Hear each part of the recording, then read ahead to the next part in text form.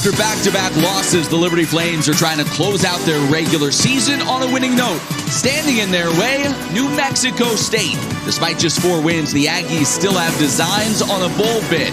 Plenty on the line here today, and it all starts right now. And with that, we welcome you up into our booth high above Williams Stadium alongside Joe Yock.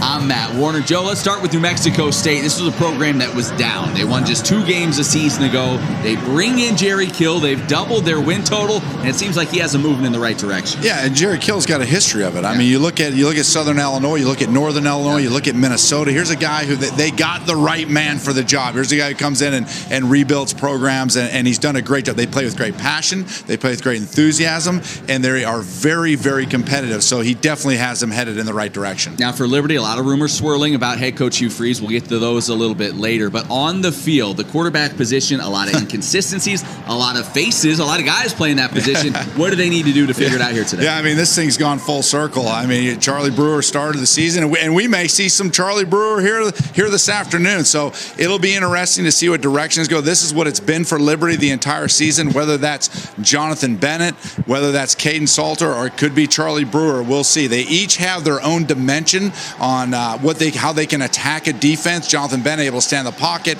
Charlie Brewer, once again, a pocket passer that is able to run. Caden Salter being a 4-star transfer from Tennessee that's come in and has great legs and ability to get outside the pocket and has a really strong arm. So this thing could go in a lot of different directions here today. Yeah, Hugh Freeze saying this week, hey, I want to settle on one guy. We'll see who that guy is, as it is a picture-perfect day here in Lynchburg, Virginia. A little under 60 degrees, sunny. A perfect fall afternoon for some football. There's a look at Jerry Kill, first season as head coach in New Mexico State, a long history in this game, and has done some great things, as Joe touched on a moment ago at previous stops. He was actually finished out the year at TCU last season after taking over for Gary Patterson. On the other side, Hugh Freeze. He was trending on Twitter as we speak. Could this be his final game as a Flames head coach? We'll dig into that as the afternoon progresses. That young man trying to make his case to keep Coach Freeze around. Hey, Jim, get the sign out. Yeah, get the Sharpie. Get the Sharpie on. Let's get a State Freeze. This might sway him right here. Flames won the toss. They deferred to the second half, so they'll kick it away. The Aggies will get the football to start this ball game. Back deep, Jonathan Brady, one of the return men.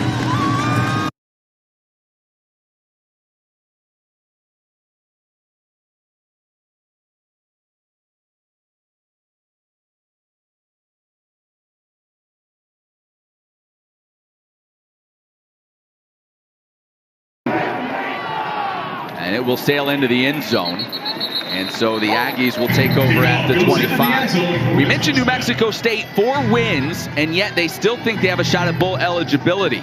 A win today critical to that. And then they're also trying to reschedule and get a game next week. They had their game against San Jose State canceled earlier this season after a tragedy within the San Jose State program. So they're hopeful to get another game next week and give themselves a chance to get to 6 wins. Here's their quarterback, Diego Pavia. JUCO transfer, 6 feet tall. He runs around. He is a fun kid to watch play, and you'll get a sense of that here early on in this one. They hand it off to start things, running left and going nowhere. Jamadi Jones, he stopped actually for a loss on the play. And right away, this Liberty defense that has been so good getting people to the ground behind the line of scrimmage, they show up. The Flames lead the nation in tackles for loss per game. Yeah, you start looking at what Liberty's going to do defensively. Pavia really likes to get the ball in his hands quickly. So I think what you're going to see Liberty do is press on the outside and take away those short throws and make him try to take some shots downfield on them. Pavia going to pull it and run. Up the middle, picks up some yardage. Tries to hurdle a man at the end, sets them up in 3rd and short. Javon Scruggs on the tackle. All right, let's take a look at our impact players. Pavia being one of those, Joe. Yeah, Pavia, like I said, likes to get the ball in his hands. Is a good run. Just a tough competitor all the way around. Will be countered by Mike Smith Jr. and Ahmad Walker. Those are Liberty's 2 inside linebackers that are a big-time talent, have been responsible so much of the success and especially the tackle for losses for Liberty's defense this year. 3rd and 3, 5 wide. New Mexico State spreading it out. See if this looks like a perfect time for a quarterback draw, doesn't it? Maybe you spread everybody out. Pavia going to keep it, runs into Walker, he stands him up, back, he loses one. Yeah, New Mexico State saw that Liberty was in man coverage right there, and they really tried to spread out. They went in motion, trying to bring Mike Smith across, but Ahmad Walker comes down the line unblocked and is able to get in the backfield for a loss and a 3-and-out quickly for the Flames on defense. So a good start for that Liberty D. That has been the group that has really carried this program this season with all of the uncertainty at the quarterback position. Defense has been one of the better ones in the country. So the Aggies will punt it away. Demario Douglas, dangerous return man, stands at his own 30, signals for the fair catch and makes it. The Flames will take over at the 32. So now on the other side, we see who's going to take the snaps for Liberty. Who's it going to be? Four different quarterbacks have done so this year. Charlie Brewer, as you mentioned, Joe, started the year as QB1 for the Flames. He was hurt, only played a couple of series against Southern Miss in the opener before breaking his thumb, and here he comes. There he is. Just his second start in a Flames uniform. He starts the first regular season game, and he's starting the last regular season game. The redshirt senior transfer trying to end his Flames career on a positive note. It's been a frustrating season for him fighting that injury. They go empty backfield to start things off.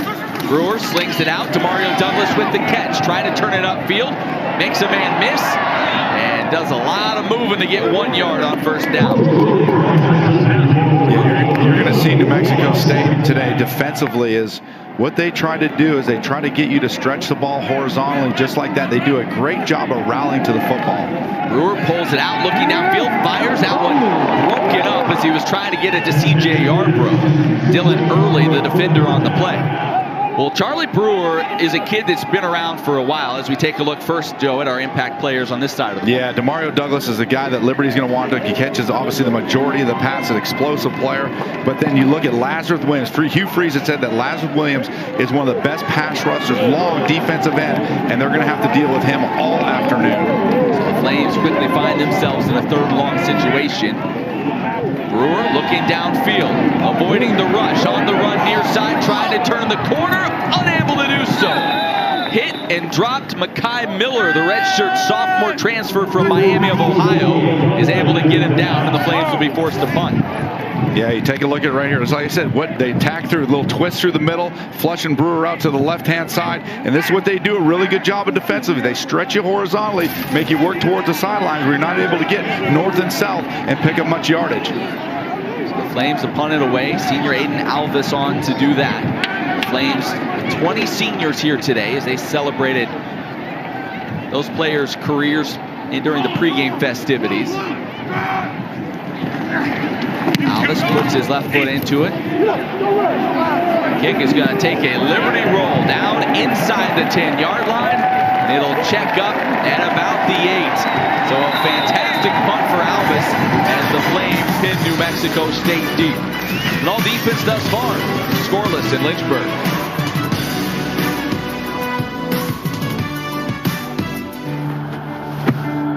Today tastes like a home game. Like a huddle. Tastes like we're bringing the heat. And like a front row seat.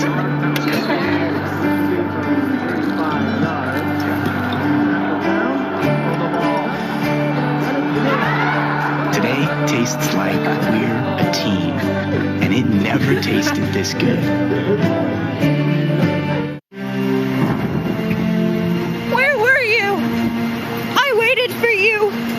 I call and you don't answer. How can I count on you when you say you'll be here and you're not? I just can't keep doing this anymore. Well? Sorry, ma'am.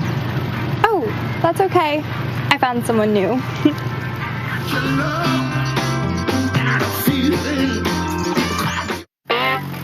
Working the back 40 or the backyard, it takes hard work, commitment, and the right tools. At Kubota of Lynchburg, the sale is only the beginning. We've got you covered from start to finish, season to season. It's the service after the sale that matters. Professional, reliable service at the shop and in the field. Mowers, tractors, utility vehicles.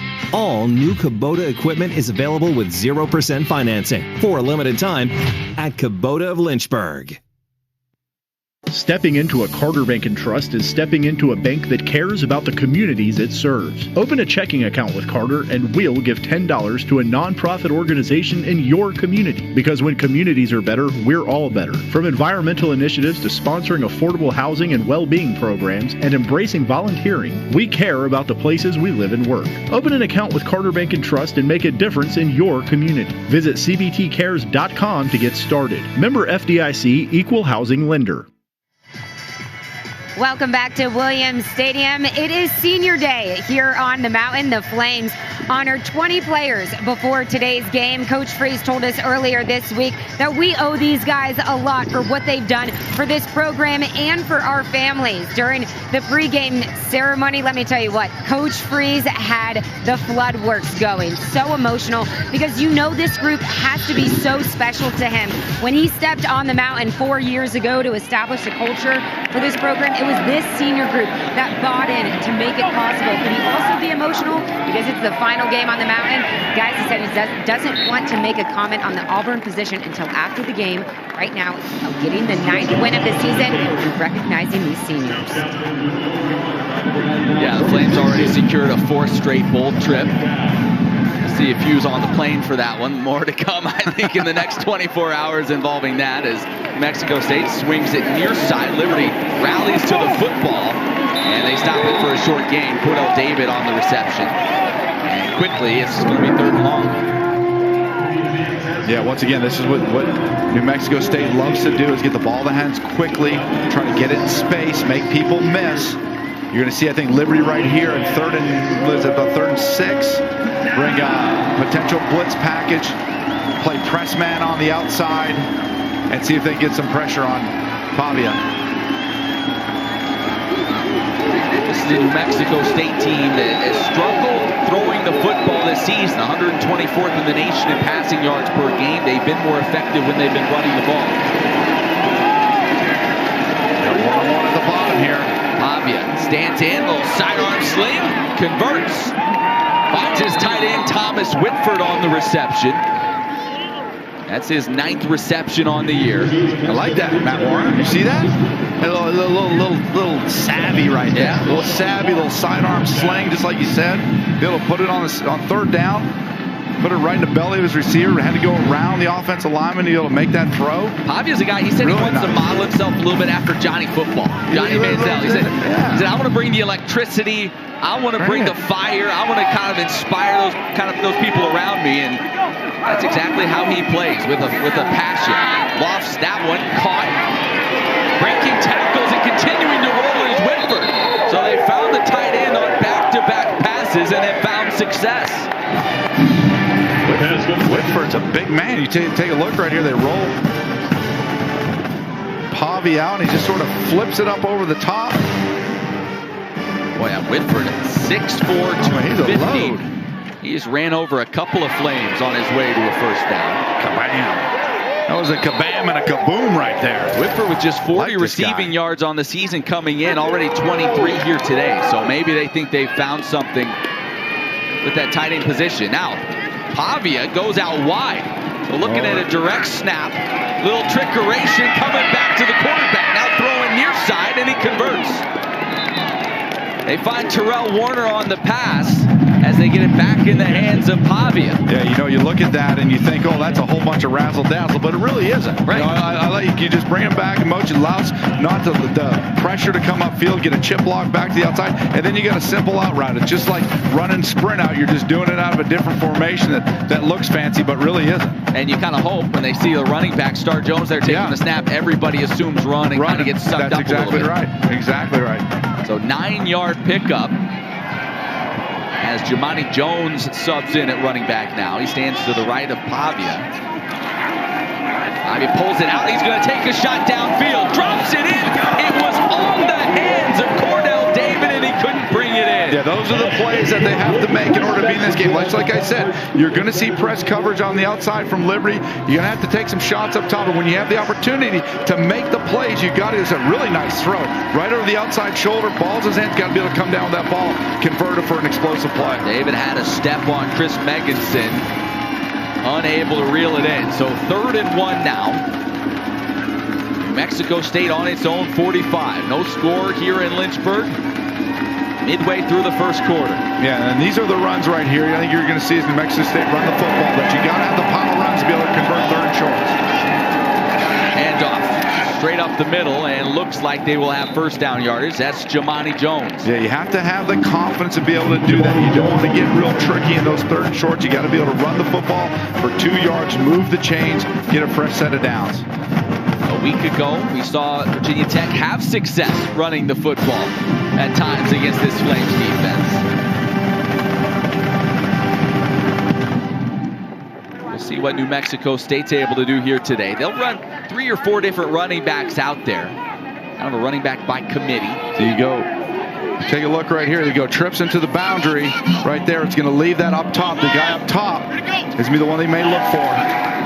Pavia gets a crossing route, connects across the 50, still on his feet, fighting for yardage is Chris Bellamy. Yeah, I like that design. You go trips into the boundary right there and leave the single receiver up top. You have options there to the wide side of the field.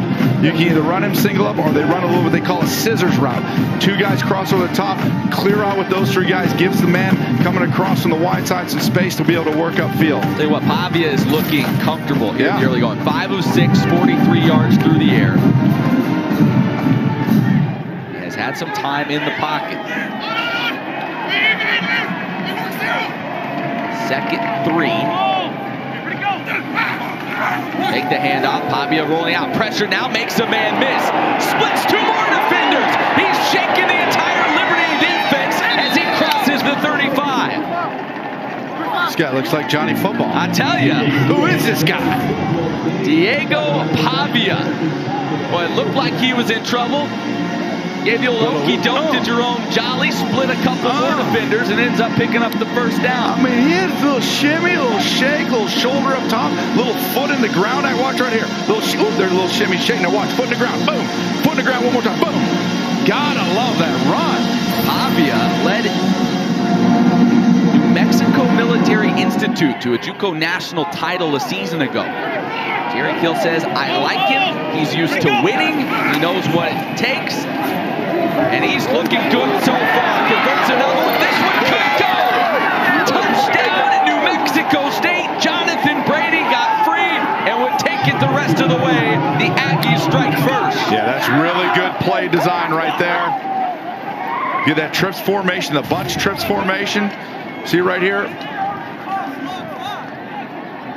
Comes to the outside. Get 2 to the inside, and then he's the trailer, the 3rd trailer to the outside. Really nice, right up the sidelines. Good catch, good throw, good finish of the run. The Aggies strike first. Brady, the freshman out of Las Vegas, Nevada, his first collegiate touchdown. And New Mexico State, how good did they look offensively on that drive? The extra point up and through. And the Aggies and Diego Pavia looking strong here in the early going. 7-0 lead over the Flames.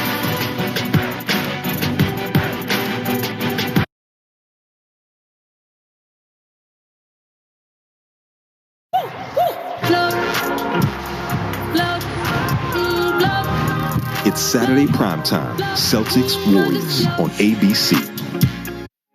Jimmy's dream was to beat cancer. We are not going to stop chasing the dream. You're stronger than you know. Don't give up. Don't ever give up. So where were we? The playoff. Only a handful of teams remained, hailing from kingdoms far and wide across the college football land, all vying for a spot in the playoff. Soon, they would take part in an epic playoff battle for the right to call themselves national champions. And then what happened? We'll find out soon.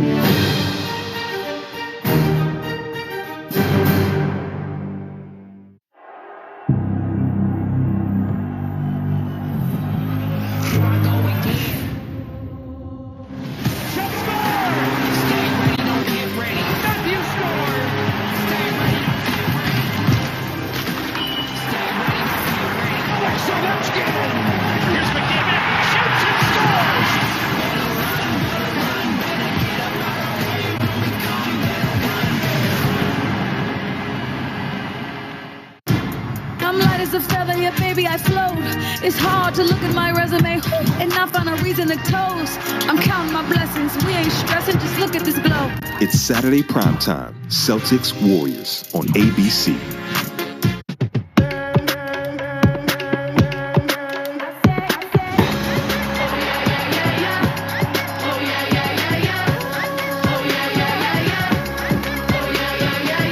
Feels like a change is coming.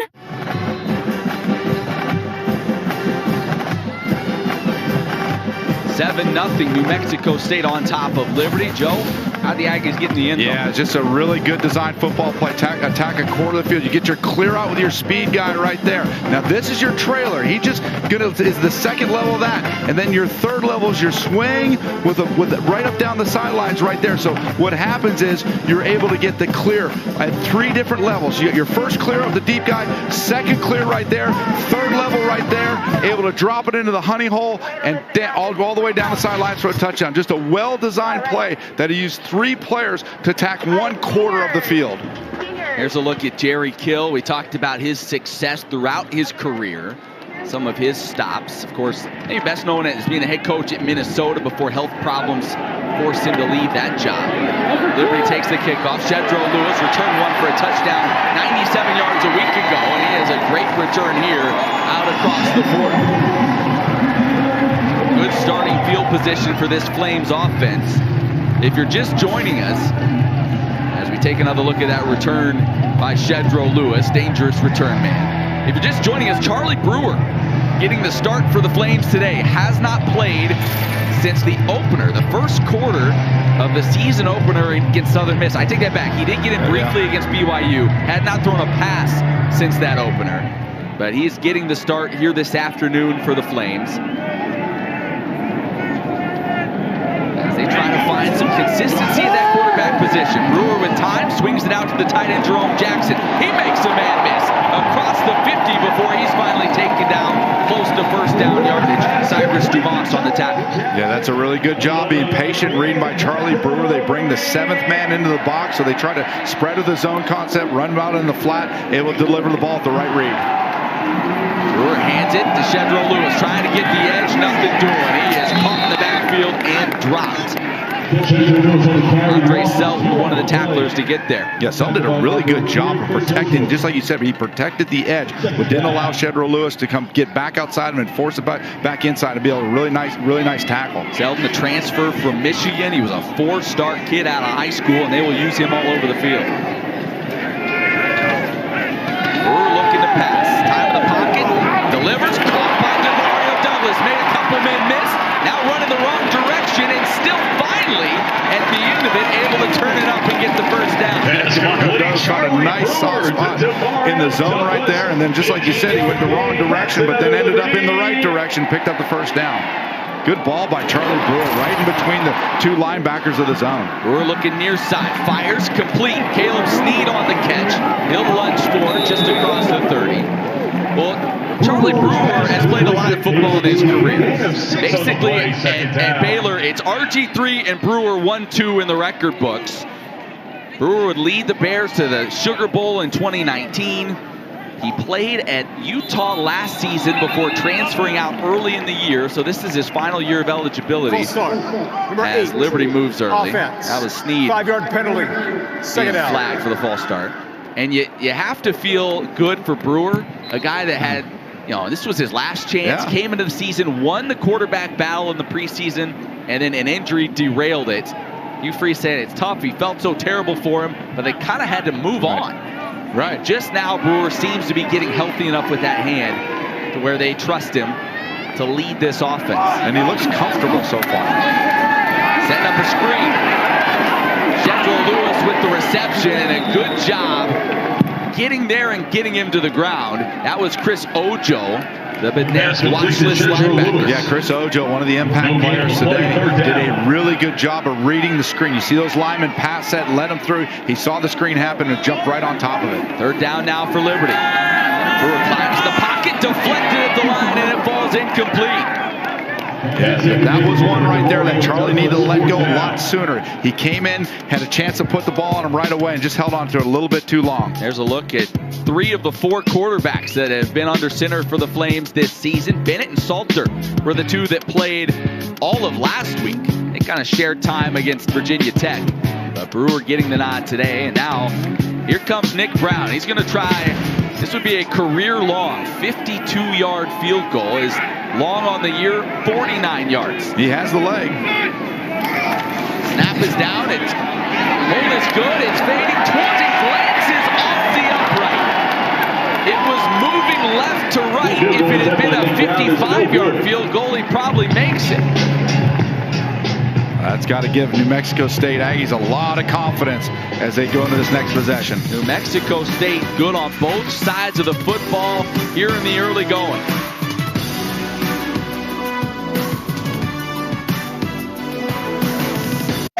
Every year we put out NBA 2K ratings for players. This year, we're trying something different.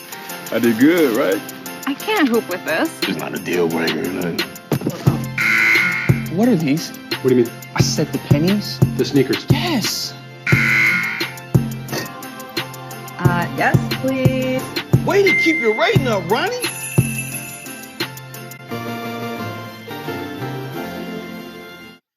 PlayStation. What did you expect? Did you think you could relax? Saved by Shesterkin. Or had you convinced yourself some records were forever? Oh, let's go! That you had seen everything there was to see? Or have you realized you can't look away and you don't know the future and that the game has never been better? That is hockey. Everyone is ready for Monday Night Football. That's what we do. What we do. Because it's time to buckle up for the stretch run. Hey, Bills, it's championship time. Can Jones and the Pats get back on track? We're going to answer the call every time, dog. Or will Murray and the Cards swoop in with a win? We'll show them, man. We'll show them, man. The Patriots take on the Cardinals.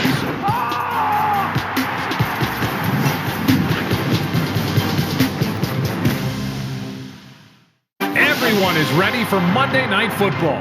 Hey, Bills, it's championship time. The Patriots take on the Cardinals.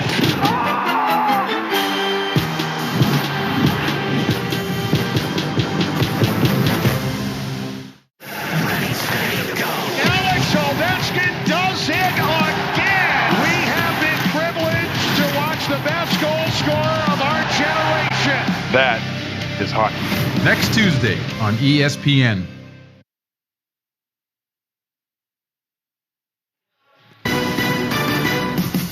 This presentation of college football brought to you by Foster Fuels. Turn up the heat. And by Carter Bank and Trust, member FDIC. How about that chili? Yeah. You see that, Joe? Yeah, he's got it rolling right there. That guy, this isn't his first tailgate. Hey, Matt, you know what I did for Thanksgiving? What's that? I took the pumpkin roll, the pecan pie, and the ice cream. I mashed it all in one and just ate the whole thing. It was delicious. That's efficient. I'll give you that. Handoff. Not much happening. There's a helmet rolling around as somebody lost the lid on that one. Jelani Jones unable to get much happening there on the ground. Tell you what, we talked about the pass game not being great, through the air for New Mexico State on the season. They could fool me. Yeah, Hey, great. Diego Pavia, 6 of 7, 77 yards. That's already more than he threw in the game last week against Mizzou. And they're doing a good job of mixing it up. They ran what you could say is a trick play with the reverse pitch back to the quarterback, and then a great concept on the touchdown, 3-level concept, be able to hit the third receiver from the inside on the wheel route for a touchdown. So they got their mojo cooking right now. 2nd and 8. 3 receivers to the right. They bring the tight end back. Bring the extra blocker and run inside. Make the handoff. Pavia rolling near side. Fires. Did he get that one through? He did. Wow. Able to connect with Jonathan Brady. Nice grab and a good throw from Pavia, showing some arm strength. Yeah, you take a look right here. Pavia does a great arm strength, and he throws this ball the only place where his guy can get it low and to the outside and is able to get the completion. Yeah, that's Quentin Reese on the coverage. Hard to cover it a whole lot better than that. So that'll move the chains. 5th first down already today for New Mexico State. 5 guys on the inside. Once again, a run inside. Hands off, hit, and dropped. Yeah, they give you that read right there. They want 5 guys in the box. That's definitely a run. For them. It looks like Liberty, was it Mike Smith Jr. or? Jay Hardy was the first one there, and then Mike Smith came and cleaned it up. Jay Hardy does a great job at the D-line position, be able to get across his face. You got to be able to move your hips on the offensive line, be able to seal that. Jay Hardy gets across his face, be able to blow that up in the backfield. Jay Hardy, the redshirt freshman, transferred in from Auburn. 2nd and 12 now for New Mexico State. Empty backfield, 5 wide. Avia always a threat to run. Looking downfield, fires, connects across the 50, ball pops free. Trayshawn Clark falls on it. It looks like the Flames have it, and they do. This Flames defense forcing another turnover. It's 23rd of the year. And I think that was the senior, the general, Javon Scruggs, that may have popped it out. Yeah, he made a fantastic play on this ball. You'll see right here. Catches. Ooh, that's going to be close. Yes. Bryce Childress on the reception. I think it was Mike Smith Jr. and Javon Scruggs both right there. Yeah, it'll be interesting. I think they're probably going to review this. They actually caught it. Liberty 10th in the country in forced turnovers as a defense. If that stands, that'll be 23. They forced only 11 all of last year. But that was a real point of emphasis. This defense has thrived on that. And now we see if this one holds up. What do you think, Matt? Let's get another look at it, Joe. Take a look. I think, boy, it looked like he tucked it and started to turn upfield. I think it's a fumble. My official stance is a fumble. You're calling it a fumble. Yeah. Did he make a football move? That is the question. Let me see it one more time. I just need you. What is it, Joe? You've been so good this year. I haven't missed this year. Let's not talk about, yeah, it's so good, it's fair. Let's call it for what it is, Matt. I've been great this year, okay? I don't think I've missed one. Not that I'm trying to pump my own tires. Right, yeah, you would never. I would never do such a thing. This is a huge call, though. This Liberty offense is kind of a little bit inconsistent here in the early going. They would get the ball just to cross into New Mexico State territory. Yeah, Lee, I'm tossing and turning on this one. I'm gonna go with Felix. It stands. I'm with you. We're usually together on these. That's true. So we're a team. We're a team. We're sticking together, guys. I think we're gonna go with it. Now I'm changing my mind. I've got both sides. Give me one more look at it. One more look. Here you go. After further review, ruling on the field stands. Yeah, just like we said. Just like you said. Just like we said, Matt Warner. Just like we said. Still perfect on the year. Let's check in quickly with Emily Austin. Emily? Guys, I didn't want to have a broadcaster curse, but before the game, I asked Coach Kale what this offense needs to do to win the game. He said, don't turn it over. We've done well with that. Until last week, we can't turn it over, and we need big plays. The only way we're going to stay in this game, so we'll see how they respond. Yeah, the Aggies have gone 4 straight games without a turnover prior to that contest against Mizzou last week, where they threw a couple of interceptions. Handoff to TJ Green, just gets back to the line of scrimmage. See, that right there, Matt, is going to dictate a lot of this football. You look at that play right there. TJ Green only picks up 1 yard. This is what Liberty has to be able to do.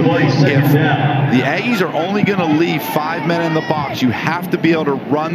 You have to block them, and you have to be able to run the football in between the tackles. If you can't do that, it's going to be a long afternoon for the Flames offense. Charlie Brewer, 5 of 7 for 34 yards. Stands in the pocket, has time, now looks to run it. Up the middle, angling across the 40, and he has the first down yardage. Brewer, you think of him so much as a pocket passer. He's run for over 1,000 yards in his career. A lot of it in situations just like that. Yeah, he sees a lane right there to be able to take it right at the middle. That's another with 5 in the box. He'll get almost a late run there for first down. Brewer throwing, and it's dropped. Put it right between the 2 and the 1 to Treyon Sibley, and he was unable to hold on. Yeah, Brewer looks comfortable. He's getting the ball out of his hand. Like I said, stepped up right there and had a nice run for a first down. He's got to catch the ball and continue to move the chains. Yeah, that's kind of one of the things you have to wonder. Obviously, the hand and the health of it, gripping the ball, all of that. But then just, you haven't been in live game action since week really 1 of the season, at least extensive action. How will you manage that? Will it speed you up a little bit?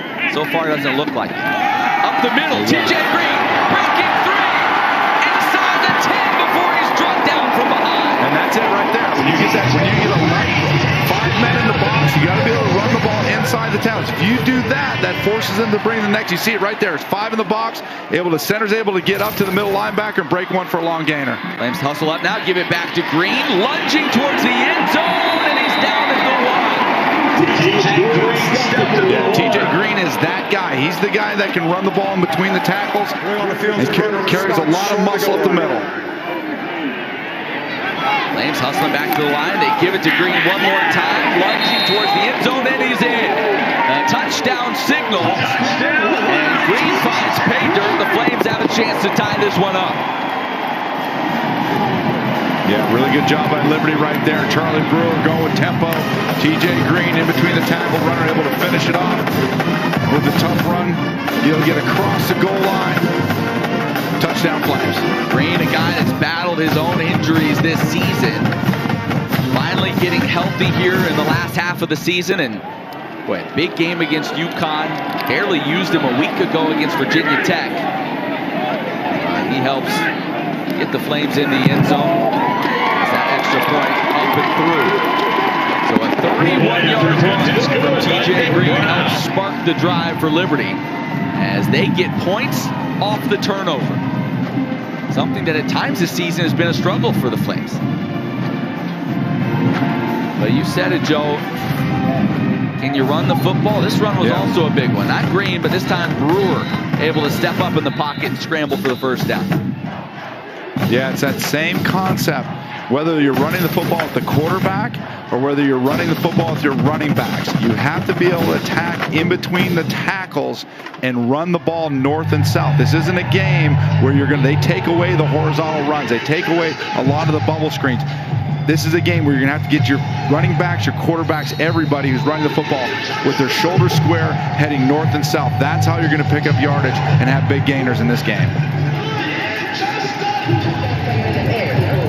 Jonathan Brady, Lawrence Dixon back to return the kick. 3 seconds left here in the first quarter.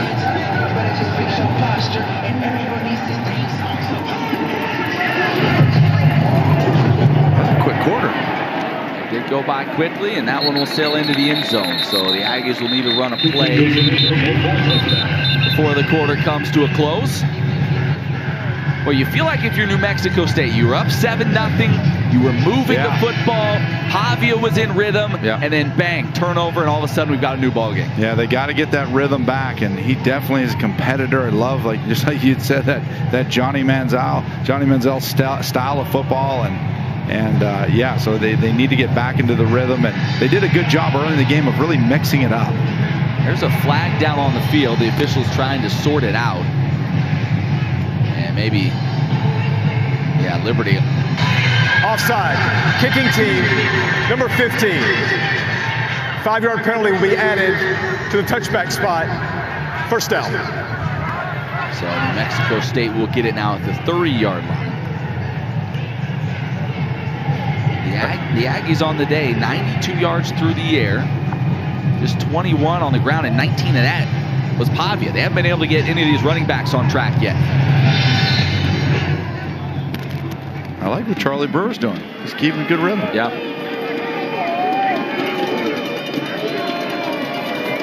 Monte Watkins, the running back in there now for the Aggies. They're going to swing it to him. Catches Payne, and he is going nowhere.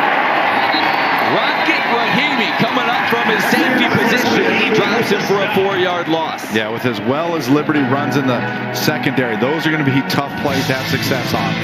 That'll end the first quarter. 2nd and 14 on the other side. We're all knotted up at 7 apiece.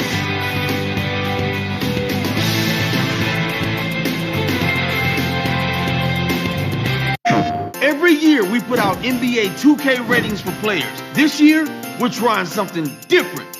I did good, right? I can't hoop with this. It's not a deal breaker. What are these? What do you mean? I said the pennies. The sneakers. Yes. Yes, please. Way to keep your rating up, Ronnie.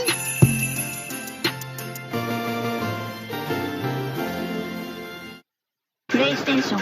The Taco Bell Live My Student section is back. More free tickets, more free tacos.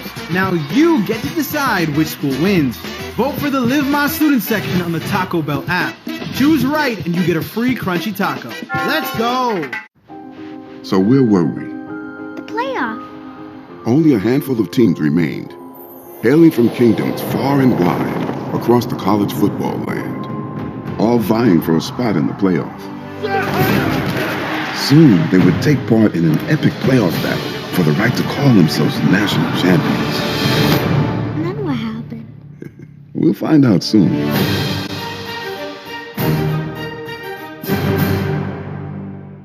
Everyone is ready for Monday Night Football. Let's do what we do. Do what we do. Because it's time to buckle up for the stretch run. Hey, Bills, it's championship time. Can Jones and the Pats get back on track? We're going to answer the call every time, dog. Or will Murray and the Cards swoop in with a win? We'll show them, man. We'll show them, man. The Patriots take on the Cardinals.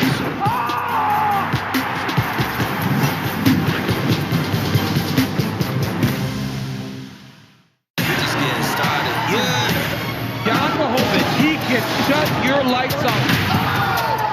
Magomed Ankalaev is coming. Here he is, Hattie the Batty Pimple. It's going to be a sight to behold. Alex Ovechkin does it again. We have been privileged to watch the best goal scorer of our generation. That is hockey. Next Tuesday on ESPN.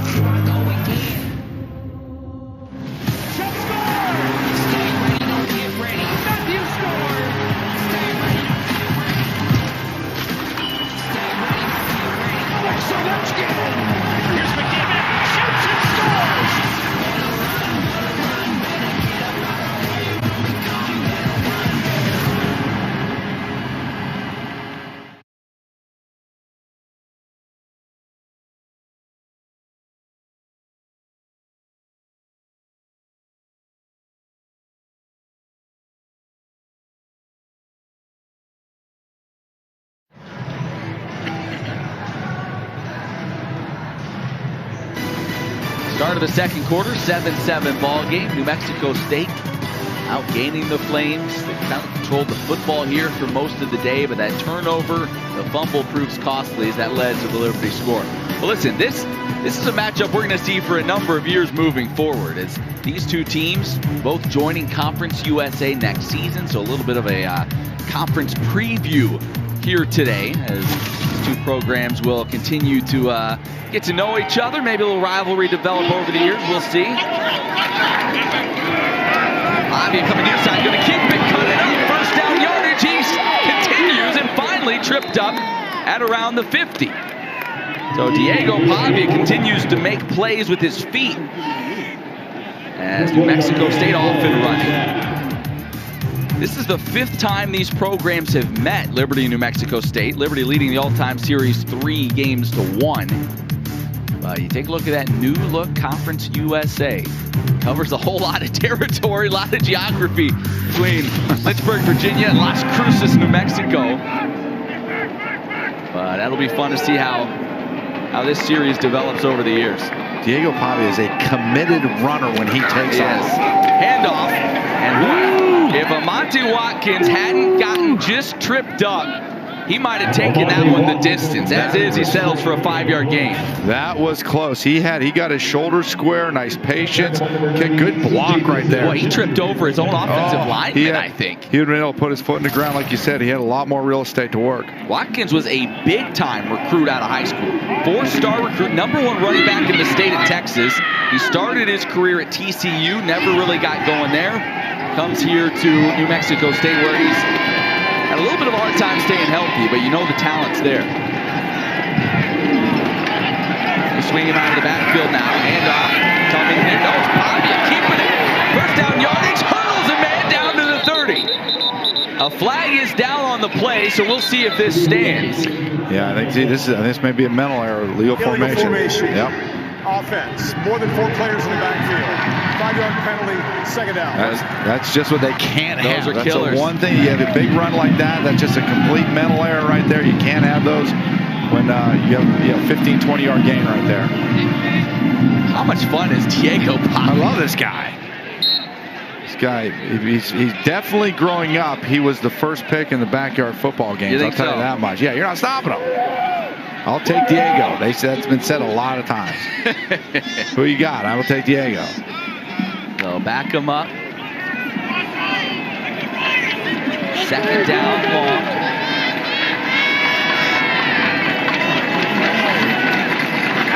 And just running in to a stone wall. That was Trayshawn Clark on the tackle. Watkins met him and did not go any further. Yeah, between Trayshawn Clark and Darrell Johnson on the backside. Ooh, come through the real man. Put the MC hammer on him right there. Just a 1-yard pickup, 3rd and 9 coming up now for the Aggies. They've converted on 2 or 3 third down opportunities so far today. Yeah, this is where you just see like important third down. Not much of that penalty has just killed the Aggies on that first down play. Langs bringing pressure. Pavia standing in the pocket, delivers a strike.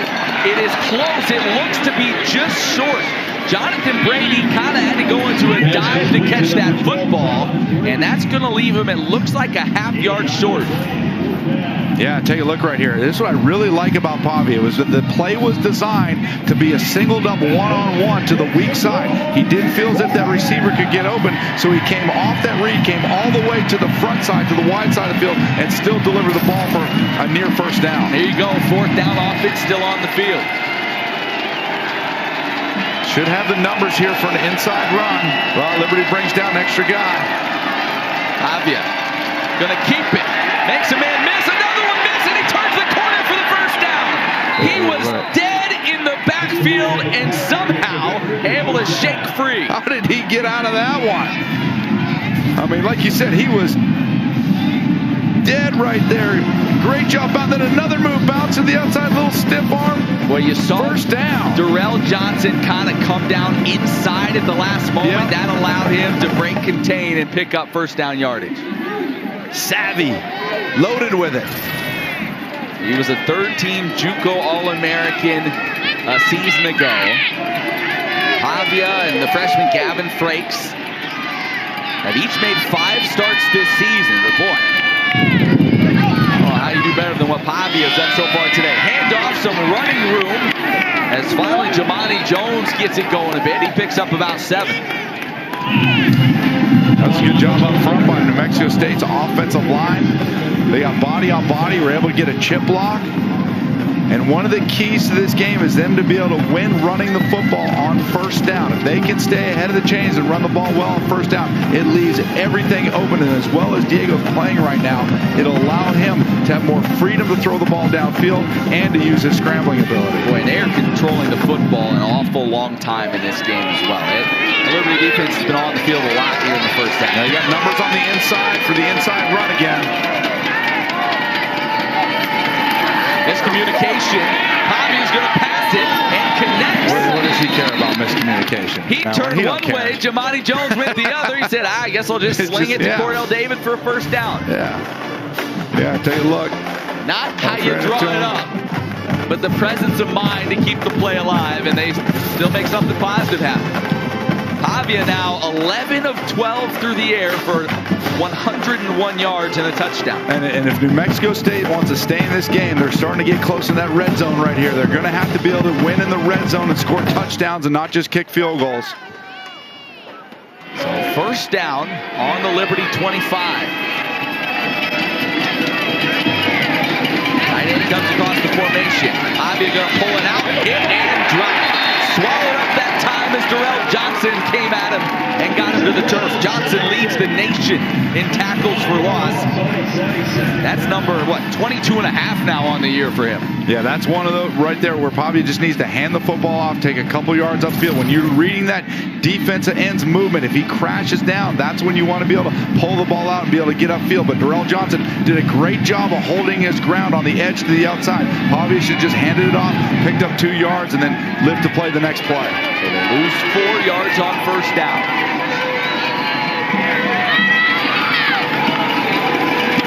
Pavia, as time has a man and led him a bit too far as a flag flies in. An offensive lineman for New Mexico State lost his helmet on the play. That's usually a hands to the face. It's the second time he's lost his helmet. Personal foul. Illegal use of hands to the face. Number 10. There you go. Defense. Trayshawn Clark. Half the distance to the goal and automatic.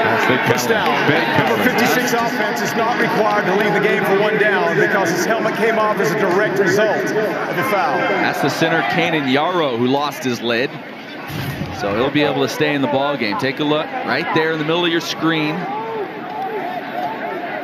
He didn't really keep really going on his helmet. Well, Kanan Yarrow, it's the second time his helmets came off. I think. Oh yeah, sorry, he did get him right there. I think he's looking to show his flow because he's got great flow. He does have great. Yeah. You can understand why. It's understandable. Something he's going to get a little TV action on that. I get it. Respect it. So the penalty. Give New Mexico State a first down. They lost 4. And now helped out with that penalty is they are in the red zone. Pavia looking to throw. Fires far side. Good coverage. He sailed it wide of his intended target. Looking for Justice Powers. And another flag comes in.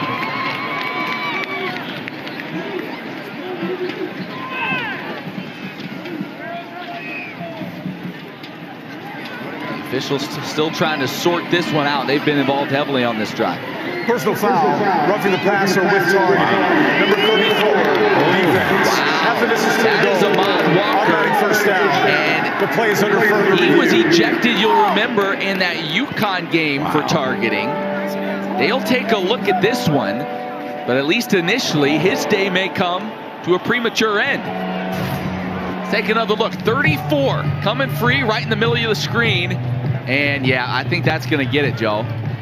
Just lowering. It's a lowering. And hitting with the crown of the helmet. That's something they look for. And that is a huge loss if that's the case. Yeah, it was just unnecessary. It wasn't even a hard shot, but just like you said, he did dip his head down and put it right into the face mask of Diego. Walker, the leading tackler on this team for the Flames. It's a big loss.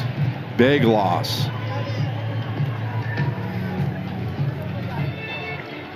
And so if Liberty loses him, that'll be huge. We saw this Liberty defense. They had to play the first half last week against Virginia Tech without him, as he was still serving that suspension from the UConn game. When they got him back in the second half, the defense went to another level. We saw what they were like without him, and they may have to go and find a way to sort their way through this one with 34 on the sidelines the rest of the afternoon. I mean, the only hope he has in this is the forcible contact part, because he did lower his head, he did hit him in the face mask, but it wasn't very hard. But within the rule, when you look at the rule, that's probably going to get him an injection. So a huge call upcoming. The officials taking their time reviewing this one. 8:42 to go here in the first half. New Mexico State knocking on the door. And you take a look right here. You can see lowers that, but it just doesn't hit him very hard. Yeah. After further review, the ruling of targeting is confirmed. Yeah. Number 34 is disqualified.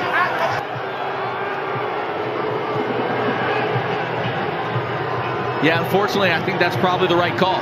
Yeah, I mean, it is. It's the right call. And we're seeing it in slow motion as well. The officials making that call in real time. That impact's probably a little more substantial than what it looks like when we see it in slow-mo like that. But Flames going to have to find a way to move forward without one of their best defensive players. Pavia, the handoff, running right, cutting it up inside the 5 is Jamani Jones, and another flag comes in.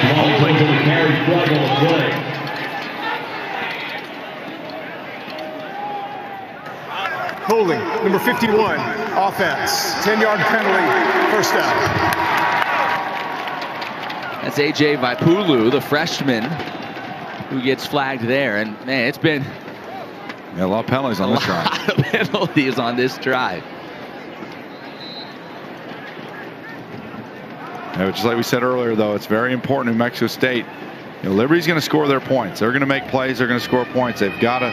New Mexico State wants to stay in this game. They have to win the red zone and put the ball in the end zone, not just kick field goals. Yeah, that backs them up now to about the 17.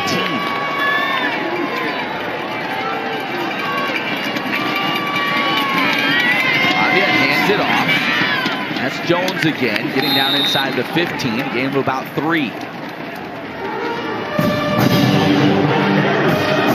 Saw New Mexico State connect a couple of times with the tight end Thomas Whitford early in this one. He does have a couple of touchdowns. He very well could be a guy here in the red zone. They see if they can target. Yeah, with Ahmad Walker being out of the game, what New Mexico State does a good job is getting that bunch trips formation. They can either set it into the boundary or work it to the field. If you set it into the boundary, you can really work the linebackers towards the middle of the field. See, they're going wide side of the field or trip formation. Empty backfield. Pressure comes. Pavia wins the first rusher. Fires towards the end zone, and another flag comes in. They're going to get pass interference, I believe, on Dejon Anthony.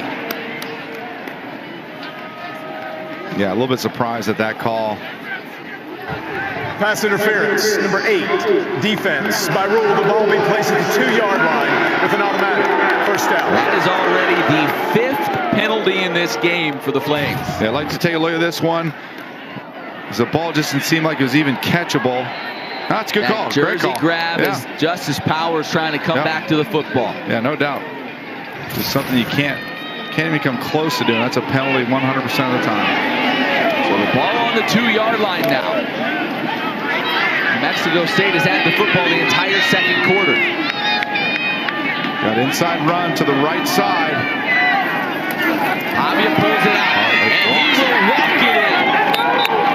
Diego Pavia found the end zone through the air. He finds it on the ground this time as the Aggies go in front. Yeah, good job right there. They had the inside run to the right side, but they used that to fake right there. They set the fake to move the linebackers over that side, and then the linemen do a great job on the inside, be able to turn the hips and create a seam right there and a kick-out block to the outside.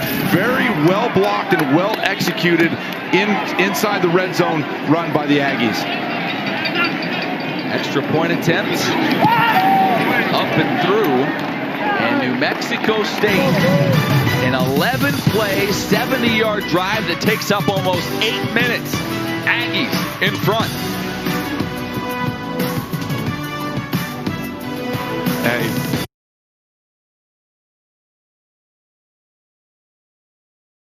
Hey, Peloton, step into your power. Let's go. Ah, you didn't come to work out. You came to outwork. Let's get it. Yo. Boom. Come on, you got this. Everyday man's on the block. No challenge, no change. The ting goes. Let's go.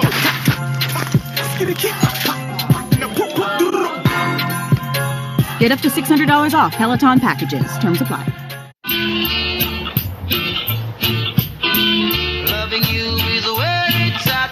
You made me so very happy. I'm so glad you came into my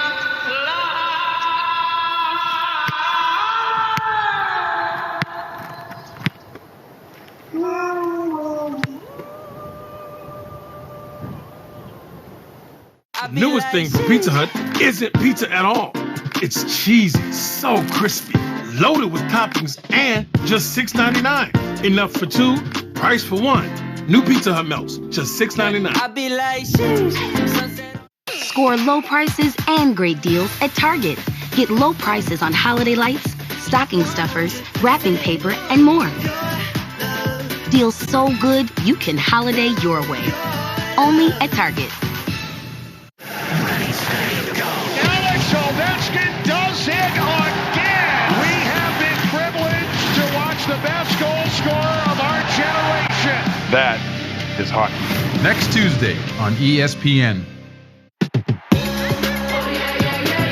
Feels like a change is coming.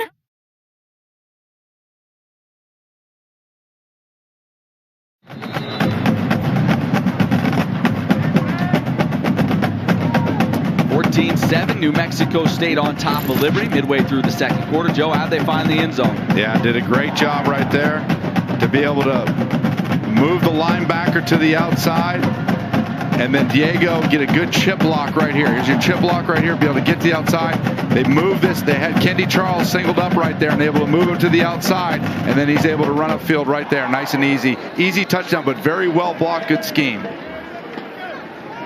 So the Aggies up by a touchdown. And they're trying to get to 5 wins. We mentioned at the outset, because of a canceled game earlier in the year, they're trying to get one more next week. So a win today and then a game next week could give them that opportunity to reach 6 wins. And they're still holding out hope that a bowl game could be in their future. All that to say, a lot to play for here today for New Mexico State.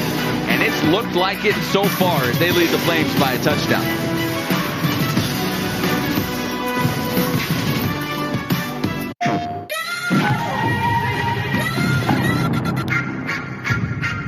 You know, I'm a beast. This one man changed the game of basketball. Welcome to the feast, my whole team on the leash.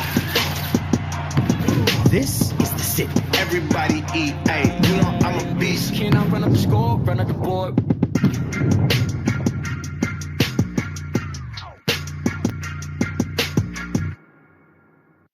PlayStation. So where were we? The playoff.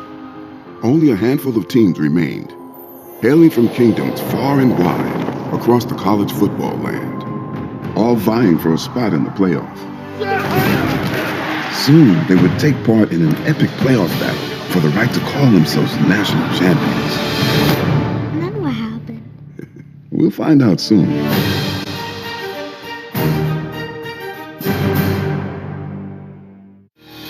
Jimmy, my man up there, we are not going to stop chasing the dream of raising dollars in your dream. Jimmy's dream was to beat cancer.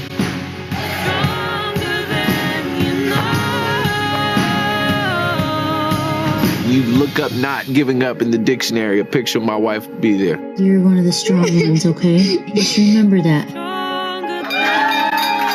Don't give up. Don't ever give up.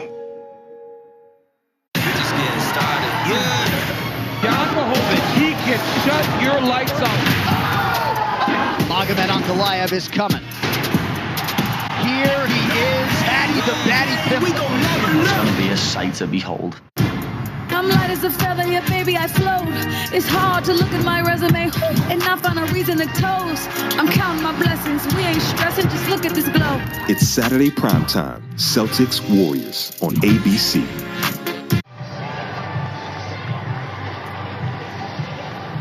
Joe, you mentioned how important it is for Liberty to get this run game going. This was the big run earlier that got them in scoring position. Yeah, you take a look. You got 4 right here, and then what they're able to do is pull the tackle around and drive him to get up to the. You only got 1 linebacker in right there, which creates the seam for him to break loose. So if they only keep 4 or 5 guys in the box, you're able to break some long runs. Liberty's able to do it right here. You see the tackle to get up to the linebacker, able to seal that off, and then open up the floodgates for TJ Green to get through. That was the 31-yard run for Green, but a couple of plays later, he would punch it in. Brewer swings it out of the backfield. Catch is made. Demario Douglas on the reception.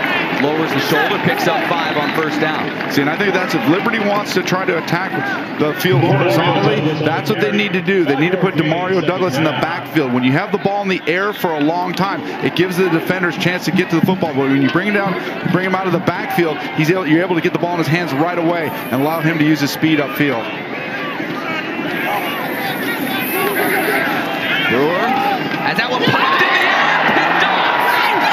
Off the deflection, the Aggies have it. Bryce Jackson on the interception. Yeah, this was just one of those where Charlie needed to come out. He's trying to get C.J. Yarbrough on a little hook run, a little short hook run, and it wasn't there early. He tried to wait for him to come into the next window, and it was too late by then. You can see right here, he sort of waits on it, pauses, and then he tries to throw in the next window. That was one that he just needed to throw away. Chris Ojo got his hand in there to pop it up in the air. And the safety, Bryce Jackson, there for his second interception on the season. Yeah, Chris Ojo, a really good football player, one of the impact players today. And right there is a big part in causing that turnover. And just like that, this New Mexico State offense has been on the field basically the entire second quarter. They get the turnover and they come back on again. Up 7, a chance to add to it. Pavia down the middle of the field. Completion inside the 20, inside the 10, and all the way to the end zone. That's the running back, Star Thomas.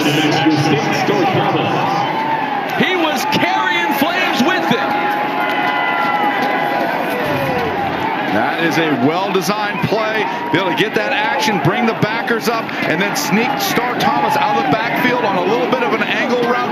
Just a well-designed and well-executed football play by Diego Pavia and the New Mexico State Aggies. They got it rolling right now.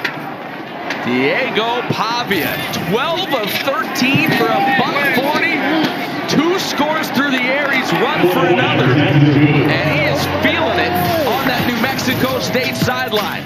They have come into Lynchburg, Virginia, and punched Liberty in the mouth.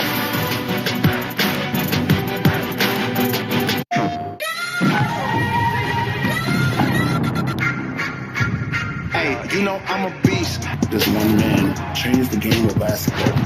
Welcome to the feast, my team off the leash. This is the city. Everybody eat. Hey, you know I'm a beast. Can I run up the score, run up the board?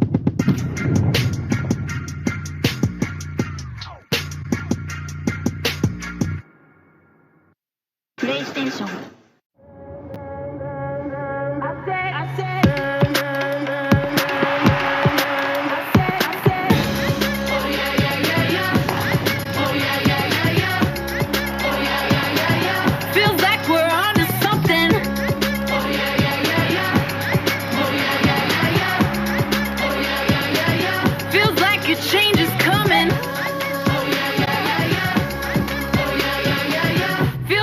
Change is coming.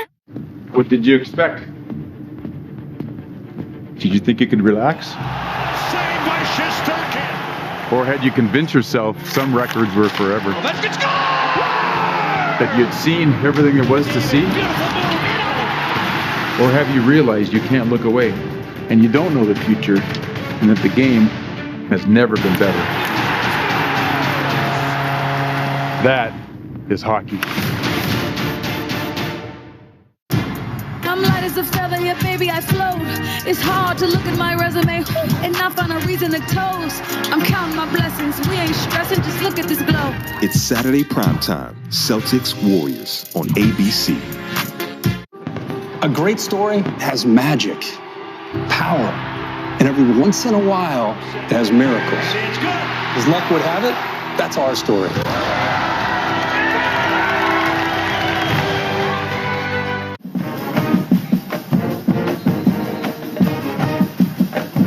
We've got an upset brewing here in the second quarter. New Mexico State leading Liberty 21-7. How about that last play to start Thomas? Yeah, here's what Diego reads on this. When you go motion right here, this man runs. So right now, Diego knows that it's man-to-man coverage. He's going to sneak the back out of the backfield, start Thomas on an angle route. When this guy commits on the blitz, this man right here has him on the angle route, and he's not able to cover him, which he knows exactly where to go with the football. There, an angle route, cut inside. Got a whole bunch of green grass, and then he's off to the races. And that's a big man carrying a lot of folks into the end zone. Boy, and how much do you miss Ahmad Walker on plays like that? That was Akil Washington in coverage there. But the Liberty leading tackler, Ahmad Walker, ejected from this game for targeting. They're going to be without him the rest of this ball game. Look out, Cedro Lewis, open field in front of him. And gets out across the 30. There was no one within 25 yards of him when he caught that ball. Of green grass, wasn't it? So he's had a couple of solid returns today as Liberty will get it out across or near the 35-yard line. And now you're the Flames, down 2 scores. Jaden Salter. Charlie Brewer has been the only quarterback we've seen thus far, had his last pass tipped and intercepted. And Brewer will not not take the field. Here comes Kaidon Salter. Hugh Freeze telling us, I need to pick one guy and go with him. So much for that. That's the whole season. I mean, been a whole season. And at this point, if you believe reports, it doesn't really matter what Freeze has said before. He can make the change now and just go all in. Last time around, See, I like that right there. Kaidon Salter tried to do a double move on the outside with Demario Douglas. New Mexico State corner covered it very well. Kaidon Salter came off to a second read, picked up 7 yards. Salter slinging it now far side. Catch made by Demario Douglas. And he's tripped up just shy of the 50. So Salter getting that ball out of his hands quickly.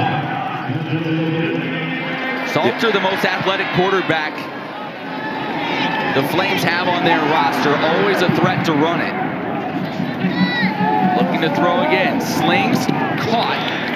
And they'll get about 5 yards to the tight end. Yeah, really like Hugh Freeze. They need to get some type of momentum right now. So he's deciding to go high up tempo, get a lot of passes right out of the gate here, get the ball in his hand, make some throws, continue to move the chains. Get a potential quick screen out here into the boundary. Salter looks that way. Now going to try to run it. Tripped up, keeps his feet, weaving his way through traffic. Ball came out! The ball came out at the end. The officials looking at each other, and it's New Mexico State football. Salter has struggled to hang on to the football late in the year. A fumble against UConn, a costly one against Virginia Tech, and at least initially, a fumble here against New Mexico State. Yeah, take a look right here. It's a well-designed play. Really try to get them to move, and then Salter's able to, he had the first down to pick it up and see if it pops out. Yeah, it's out. It's clearly out. Salter just unable to protect the football. For all the talent in the world, that's kind of job number one. Yep. Yeah, no doubt. You got to be able to hold on to the football. This is a point of the game where this is going to go either way. Either Liberty's defense decides to step up, make some stop, create some turnovers of their own. But if you're New Mexico State right now, you feel like there's blood in the water and the Sharks are circling, and you got to take full advantage of these turnovers. 4 wide receivers for New Mexico State. It's over 5 minutes to go before the half. They play this right. They use up most of the time. Handoff. Not much there. Maybe a yard for Star Thomas.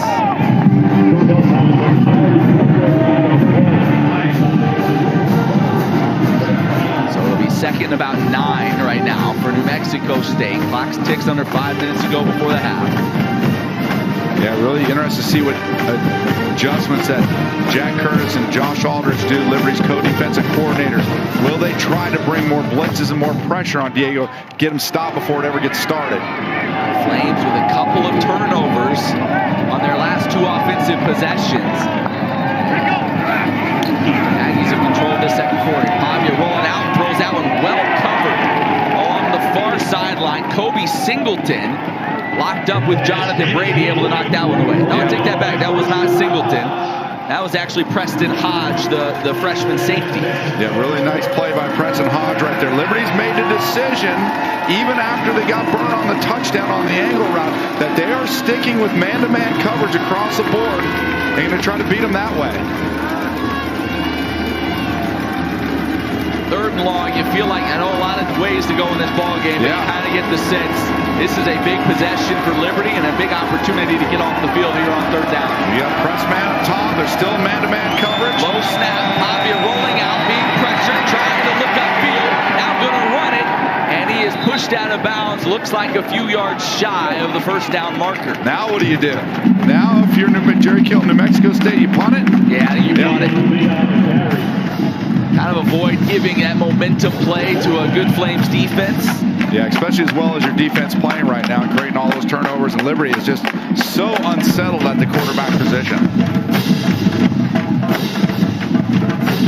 Mario Douglas, dangerous punt returner, on the field for Liberty as Mexico State going to let this clock run, I think, as long as they possibly can. In fact, they may even run it all the way down and use a timeout here as their special teams unit still hasn't taken the field.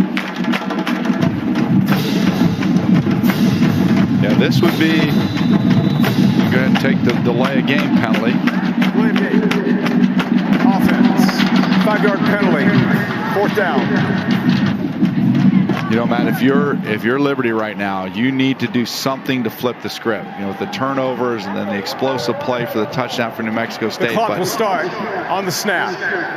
And the guy to do that is Demario Douglas in the return game. So if they can set up some type of return right here, even if he needs to catch it inside the 10, if they can hold him up, set up a wall return and get Demario Douglas in open space, he can make big plays right away. Douglas stands on his own 15-yard line. They'll do a great job up front, holding up. On his way. Douglas signals for the fair catch and makes it at about the 19. So this Flames offense set to take the field. Could they go to a third quarterback on the day? Stick around to find out. Every year we put out NBA 2K ratings for players. This year, we're trying something different. I did good, right? I can't hoop with this. It's not a deal breaker or nothing. What are these? What do you mean? I said the pennies. The sneakers. Yes. Yes, please. Way to keep your rating up, Ronnie.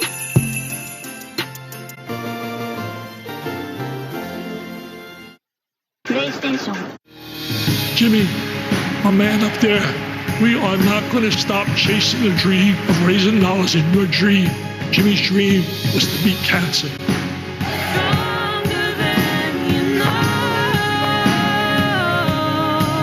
You look up not giving up in the dictionary, a picture of my wife will be there. You're one of the strong ones, okay? Just remember that.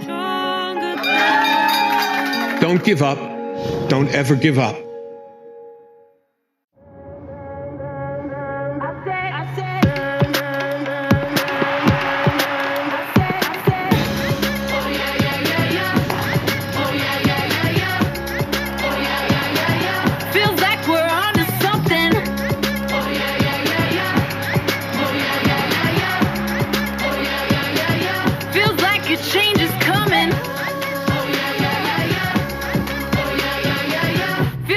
Change is coming.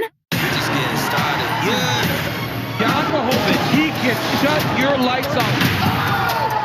Magomed Ankalaev is coming. Here he is, Hattie the Batty Pimple. It's going to be a sight to behold.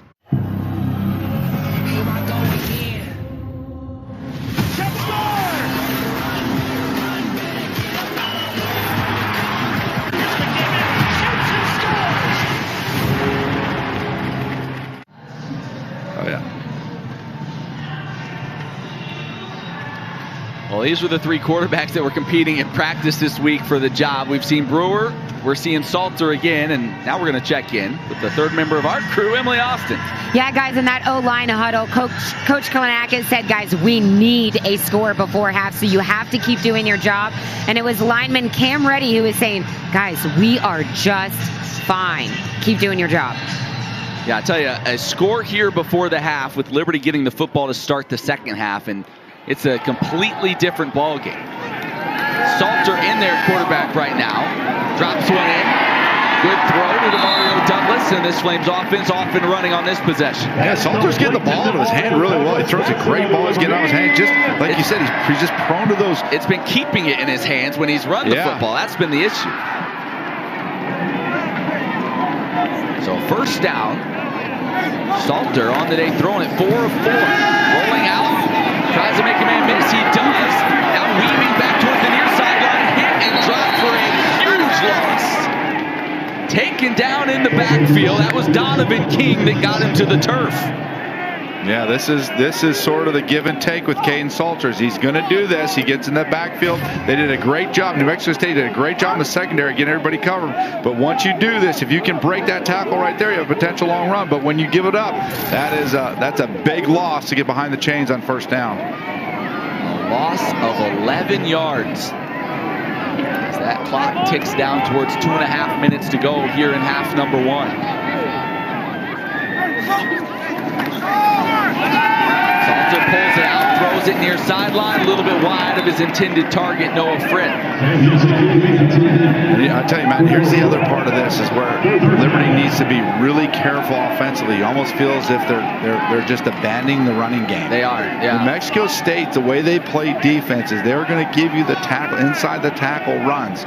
You got to be able to establish it. You saw TJ Green hit the one.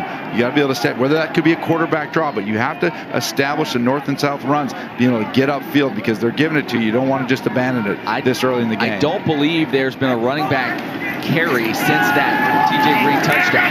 Salter now climbing in the pocket, throws, catch made. It won't be nearly enough as it just gets back to the initial line of scrimmage. That was Caleb Sneed on the reception and brings up 4th and long for the Flames. The punting unit makes its way onto the field. A little surprised New Mexico State maybe doesn't use a timeout here to save themselves some clock. Yeah, Chris Ojo did a really nice job. They put a spy on Caden Salter, open up the middle of the field, made him think that he had to be able to step up and throw a runner, but Chris Ojo closed that down really quick in the spy technique. Flames snapped that one with about 17 left on the play clock, and Bearcats called for and made at about the 24-yard line. So 1:45 to go here before halftime. New Mexico State. And this offense has been rolling thanks to Diego Pavia. This kid's done it all. Look at those moves. Look at those moves. Hips like a paint mixer. He's run for 51 in a score. He's 12 for 14 for a $140 and 2 touchdowns through the air. He has been in control of this game from the get-go. And he has spread it all around. 8 different receivers with a reception. And now with a chance to really put the Flames in a world of hurt if the Aggies are able to come away with a score here before the half. And it'll be interesting to see how aggressive they're going to be. Pavia going to keep it, lowers his shoulder, falls forward for a gain of 1. Yeah, I think Hugh Freeze may want to use his timeouts now. And he does. Takes a quick one. To stop the clock with 1:39 to go. Liberty, they're first of the half. 30-second timeout. Please reset the game clock to 1:42. If you're Jerry Kill in this situation, 42 seconds, up 2 scores, do you play it safe and just try to get to the half up 14, or do you take some shots and see if you can really just bury the Flames heading into the locker room? I think you take a shot right here. I think they've done a good job attacking the middle of the field. You know, and Diego's, you can feel that he's really feeling it as a quarterback right now. He's throwing the ball well, he's run the ball well. So if you have the momentum, there's 1:42 left. Don't play it safe. You know, you're trying to get to your 5th win right here. I'm going for it. I'm trying to make some plays downfield right here.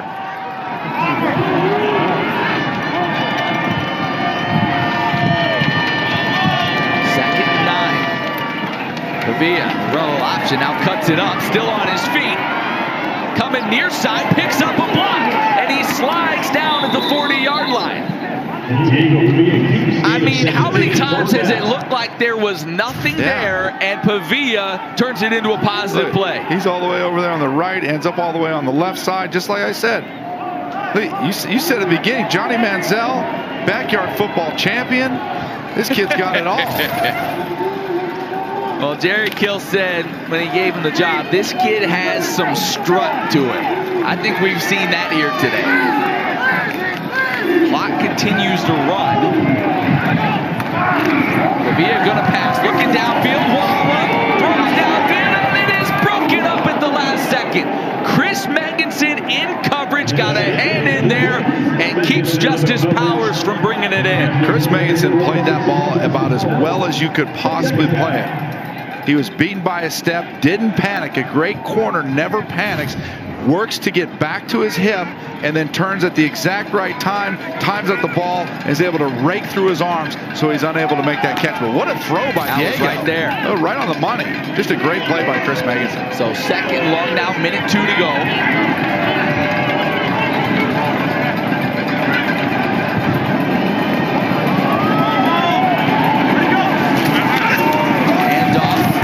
Jones lunges forward for a couple, call it 3, as a timeout is taken on the field.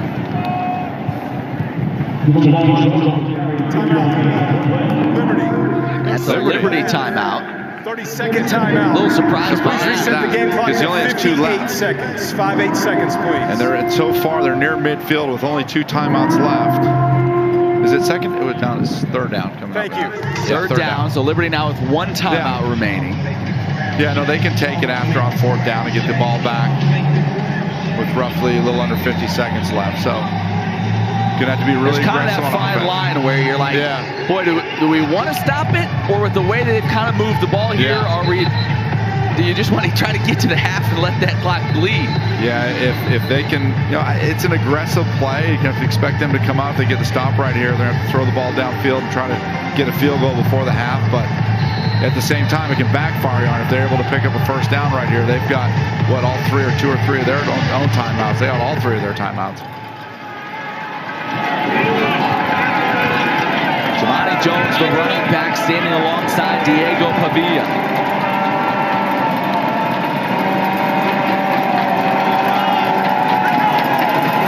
Pavia looking downfield, pump fakes, now has some room to cut it up, and he does so across the 50, first down yardage into Flames territory.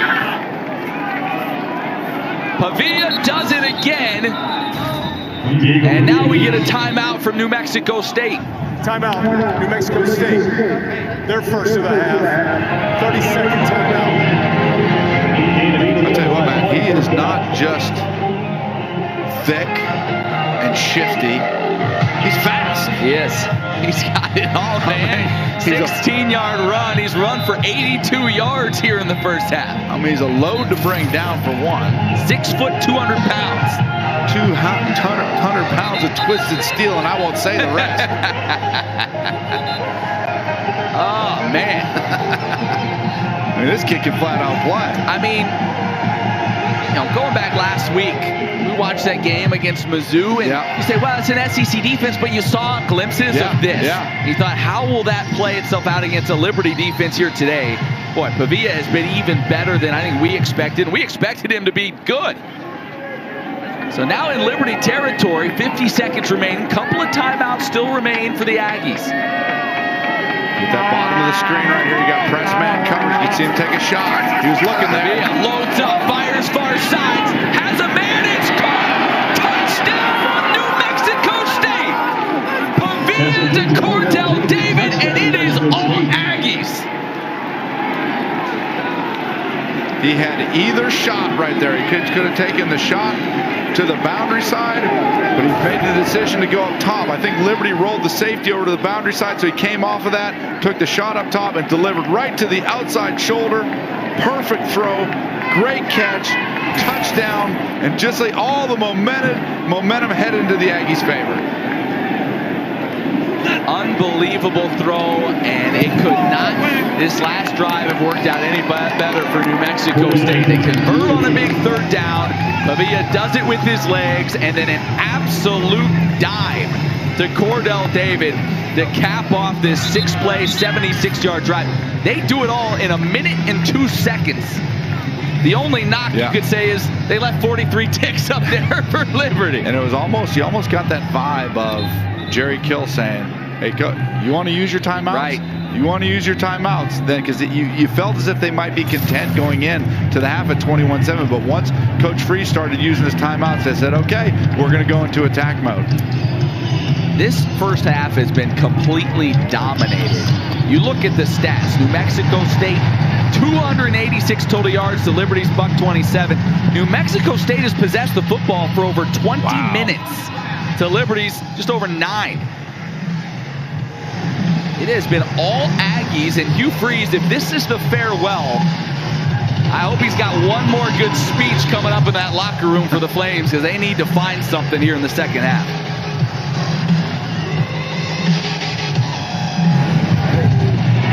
Yeah, 43 seconds left. They are definitely going to have to attack. Whistle blows this one dead. Timeout. Prior to the kick, timeout, New Mexico State. Their second of the half. 30-second timeout. Okay. that may have been one of those, hey, we forgot to tell you, don't kick it to number 1 kind of deal, you know? Keep it away from Shedro Lewis, and also Demario Douglas back there returning as well. So a couple of guys who, as hard as it has been to watch this Liberty offense here in the first half, either of those guys can give you an explosive play in the return game. Somebody's got to give him a spark. Somebody. And this is, you know, Matt, this really goes back to, it's almost become full circle. The uncertainty at the quarterback position is really, you know, you saw the glimpse of it showing itself, but now you're really starting to feel as if it's showing itself.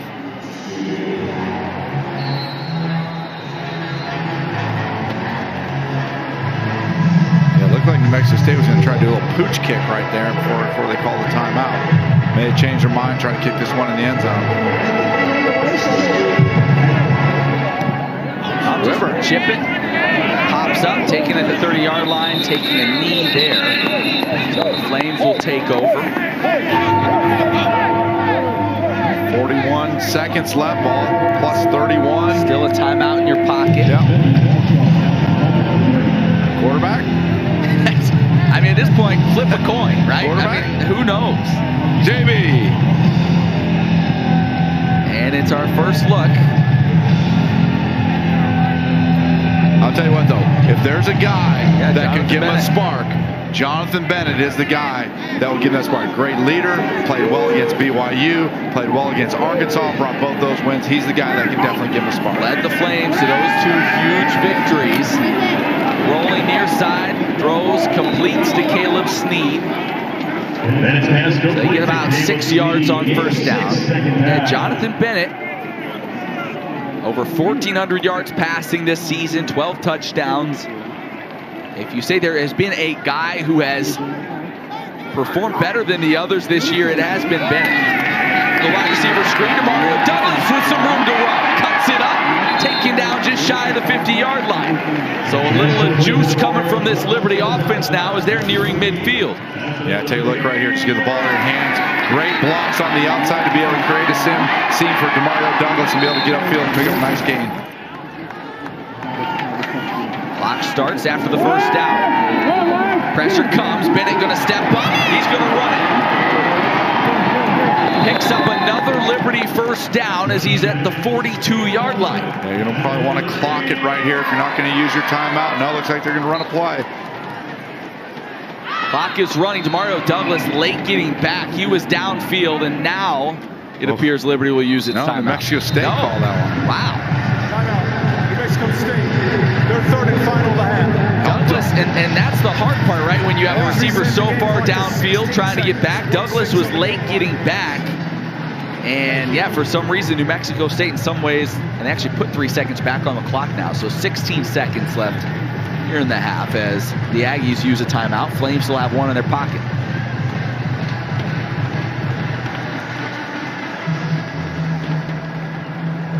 Breeze having a conversation with the officials. I don't think he liked whatever he heard from them as he shakes his head and walks away. So here you go, 16 seconds left. Demario Douglas, as usual, has been the most targeted receiver for Liberty today. 5 receptions, 56 yards. See if they can get him the rock in this situation. At worst, get yourself in position for a field goal opportunity before the break. Yeah, you got to pick up probably about 12 yards. Would put that, what, about a 47-yard field goal. So that's good. It looks like there's not much wind. Be able to get range. You see these 2 safeties back here. Just those safeties right there. You want to be able to attack that right in the middle of the field and use your timeout. Here comes pressure. Climbing in the pocket. Escaping is Bennett. Going to try to run and runs out of room. Wrapped up. He does. No, they say the clock's going to keep running. They say his forward progress was stopped. The clock continues to run. Freeze realizes it now and calls a timeout. Timeout, Liberty. Their third and final. Bennett was wrapped up initially and then ended up running out of bounds, but they say his forward progress had been stopped, so the clock continued to run. So now, with 4 seconds left, you're basically just throwing up in the end zone and hope something good happens. Yeah, almost 1 or 6. Looks like they put a couple seconds back on the clock. 6 seconds. The ball is at the 41. You can run. Probably get it down to the 35, 34 on a quick speed out. leave yourself 1 second if you're able to step out of bounds. I'd expect Liberty to go trips into the boundary right here. Either throw the Hail Mary or do run 2 off and then get a quick speed out, take a shot at a long field goal. Looks like they're going trips to the field with Demario Douglas into the boundary. And look at the 3 safeties back for New Mexico State, all standing at the goal line. Bennett gonna have to send it, steps up, fires towards the end zone, jump ball situation, and it falls incomplete. No flags on the play, so that'll do it for the first half here in Lynchburg, as New Mexico State has come on the road and lead it 28-7. We go into that locker room in New Mexico State right now. Wherever you go, Diego. That has been the story. Diego Pavia has done it all for Liberty, or for New Mexico State, I should say, against that Liberty defense here in the first half. So Emily Austin trying to catch up with Jerry Kill. We'll get down to her here in just a moment. I'm sure he's thrilled with what he's seen from his offense specifically here in the first half against what has been a really good Liberty defense. And it looks like Emily is with Coach now. Emily? Coach, you told me before the game this team still has something to play for, but the tough thing was you're playing Liberty. You guys are up 3 scores at the half. How do you maintain that momentum in the second? Well, you know, I'm worried about it because I haven't had this team in this situation before, and the quarterback that just went in scares me a little bit. So we just got to go in there and teach. This is a teaching moment. You're ahead, but you got to keep playing and playing hard and smart. So we'll see. Diego Pavia looked comfortable and confident, to say the least. What does he need to do to lead this offense to a victory in the second? Just keep playing the way he's playing. Just keep playing the way he's playing. Awesome. Best of luck in the second half, Coach. Guys, back up to you. Yeah, good point there. Haven't been in this situation very often. Has Jerry Kill coached a little football in his life? I think so. You know what? You'd rather be up 3 scores than down 3, I'll tell you that, as they head to the locker room leading 28-7.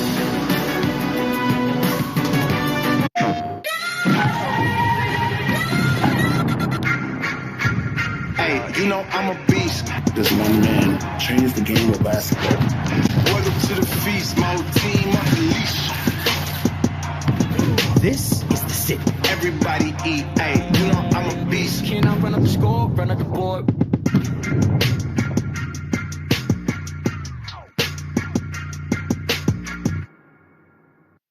PlayStation. Everyone is ready for Monday Night Football. That's what we do. What we do. Because it's time to buckle up for the stretch run. Hey, Bills, it's championship time. Can Jones and the Pats get back on track? We're going to answer the call every time, dog.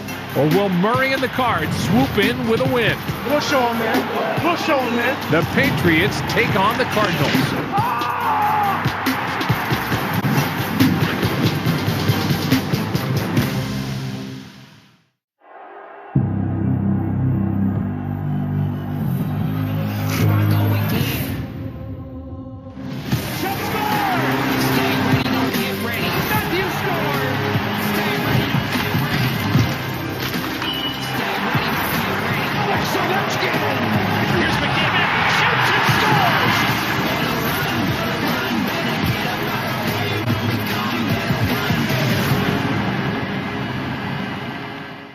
Only a handful of teams remained, all vying for a spot in the playoff, for the right to call themselves national champions.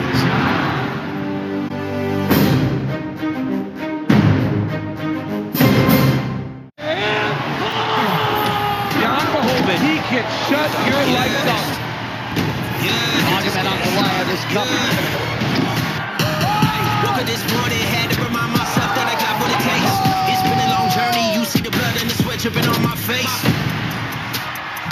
Here he is, Patty the Batty Pimblett. It's gonna be a sight to behold.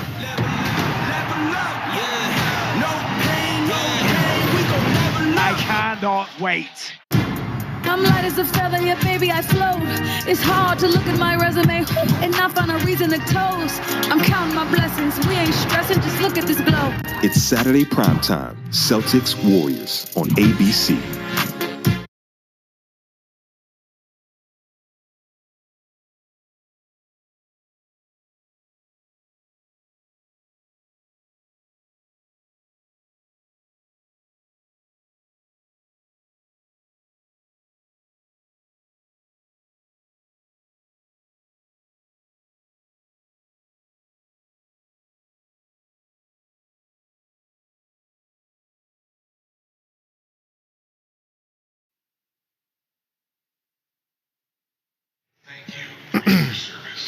Well, we welcome you back to halftime on the mountain. 28-7 in favor of the Aggies with their bowl lives hanging in the balance. They put up a 28-piece. And honestly, guys, probably one of the more uninspired first halves of football we've seen by the Flames in quite some time.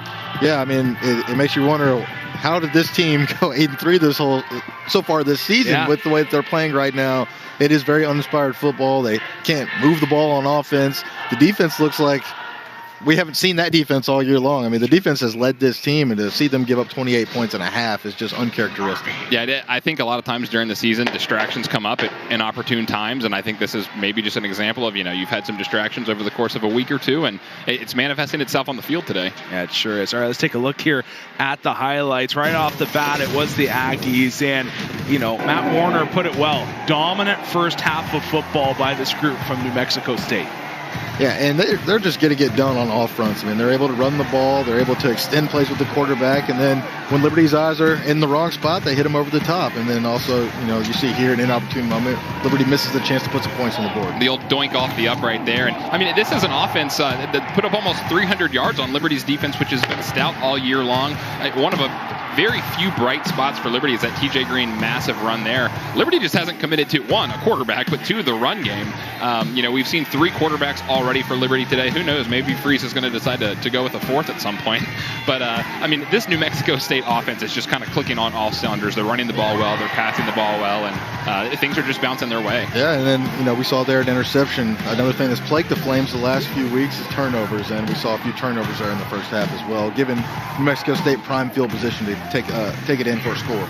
You both said key number one for the Aggies was to establish the ground game. They've done that in a lot of ways. Would you say to perfection? I think they've done a terrific job, but it didn't necessarily come in the form that I thought it was going to in terms of the running game, or in terms of the running backs. It's been Pavia at the quarterback position that's been kind of carrying the way. Yeah, he's been outstanding so far. You see, he's got it done through the air as well. A huge bomb late. We'll dive into him more in just a few moments. When it comes to Liberty offensively, what can you do? You mentioned some distractions, Pat. How do you fight through that and get focused in this 20-minute window you have between quarter two and quarter three? In my opinion, it's to channel your inner Tim Tebow. We've got 30 minutes for the rest of our lives. It's got to be something coming from your leadership on your team, not your coaches. It's got to be your junior and senior leaders on the team. Your captains pull that group together and say, hey guys, regardless of distractions going on around us, it's us right now. We've got 30 minutes left to play as a group before we don't ever get to play together again. So I think it's got to be your senior leaders, your junior leaders on the team that get in and say, hey, we got to figure this thing out. Yeah, I mean, we use that term uninspired football there in the first half, and this is a day where you would think that they would be their most inspired. Yeah. You have your seniors who, many of them are never going to play another football game. Well, let me not say that. They do have the bowl game coming up. But none of them are going to be playing another game here in Williams Stadium again. This is their last game, place they made so many memories. They don't want to go out like this. So they're going to, I'm sure, turn around in the second half, at least come out and play inspired football. They're going to play a lot harder there in the second half and give them a chance to win. Well, once again, 28-7 in favor of the Aggies. We'll dig into Diego Pavia when we return and his outstanding day so far.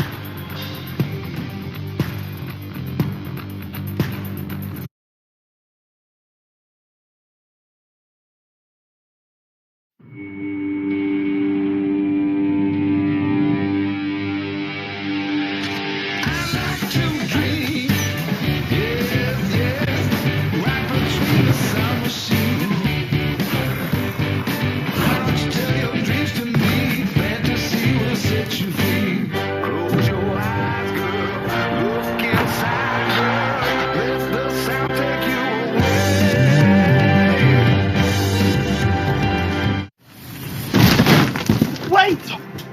Did you download Grammarly? If you want to ace this paper, then don't press submit. Grammarly helps you clean up your messy, confusing sentences to get your point across clearly. Sorry I'm late. Did you know that Grammarly checks against billions of sites and catches any accidental plagiarism? Looks like an A+ to me. Looks like we got to the CEO position. And tonight's winning numbers are 18, 55, 39, 71, and 43. 43? Those numbers again. We won! Yes!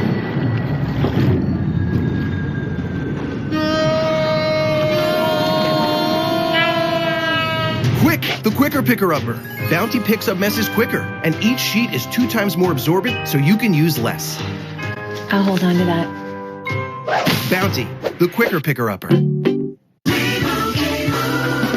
And Doug. It's nice to unwind after a long week of telling people how Liberty Mutual customizes your car insurance so you only pay for what you need. Showtime. Woo! I'm on fire tonight. Yes! Limu, you're a natural! We're not counting that. Only pay for what you need. Liberty, liberty, liberty, liberty. Hey, Peloton, step into your power. Let's go. Ah, you didn't come to work out. You came to outwork. Let's get it. Yo. Boom. Come on, you got this. Everyday man's on the Hey, block. no challenge, no change. The ting goes. Let's go.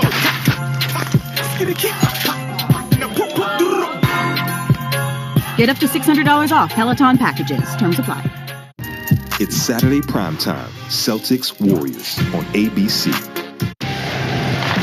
Next Tuesday on ESPN.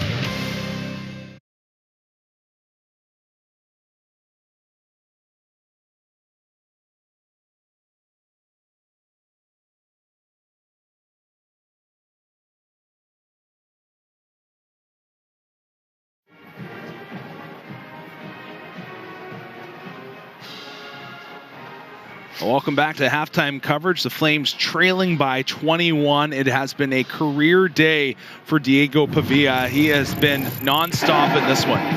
Yeah, I mean, this guy, he's completed 81% of his passes in the first half. He's doing everything right. He's running the ball. He's delivering it on time, on target. He's got 3 touchdown passes, 1 touchdown run. I mean, the guy's doing everything. Yeah, I mean, it seems as if this Liberty defense wasn't prepared for what he can do when he gets outside of the pocket or when he improvises. I mean, they had some unscheduled called run plays for him, but I think he's been most effective when he's been outside of the pocket. He's been able to either run the ball or he's been able to hit him over the top. So he's doing a great job, and this Liberty defense is in some trouble trying to stop him in the second half. Yeah, it really is. There's going to have to be some drastic measures going into the second half for LU, down by 3 touchdowns, and you're also going to try to halt them and put up some of your own. It's going to be trouble for them. You take a look at them there, the numbers, the luscious locks. It has just been a beautiful day for this young man. Yeah, again, we talk about the 3 passing touchdowns. What we don't see there is his rushing stats. I mean, he's almost at 100 rushing yards. He's got the 1 rushing touchdown. Really killing it. Yeah, fantastic day for him so far. Once again, we'll be back in just a few moments taking a look at the out-of-town scoreboard, 28-7 in favor of the Aggies.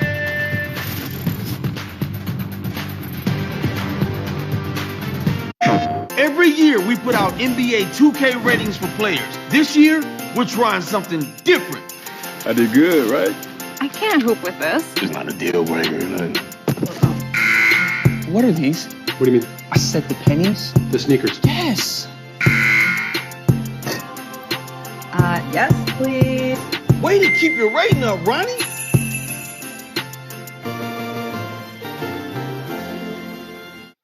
PlayStation. If you want to ace your paper, download Grammarly. Grammarly helps you clean up messy, confusing sentences to get your point across clearly. Whoa, good looks. Future me? No problem. Thank you. Thank you. What? Grammarly checks against billions of sites and catches any accidental plagiarism. Looks good to me. Submit it. By the way, you end up getting an A+.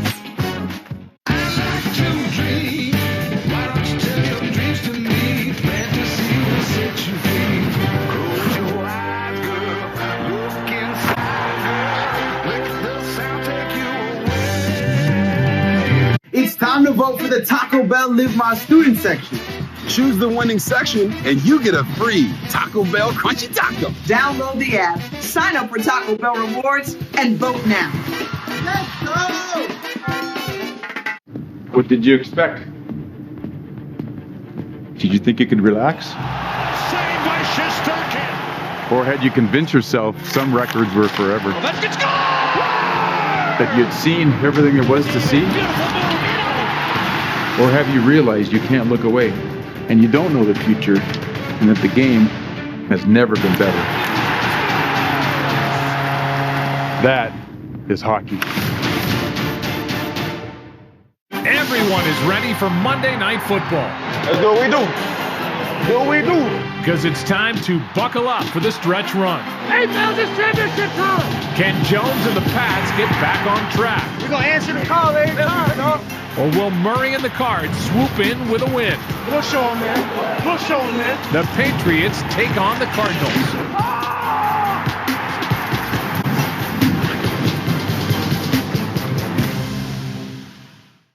Only a handful of teams remained, all vying for a spot in the playoff, for the right to call themselves the national champions.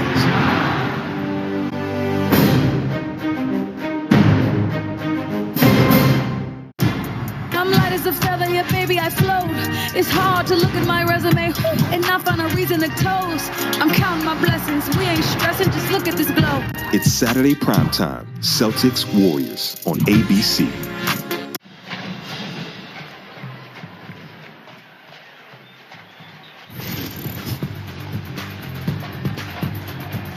Well, 28-7 here at the half. When we come back, Matt Warner, Joe Yock with you for the third quarter.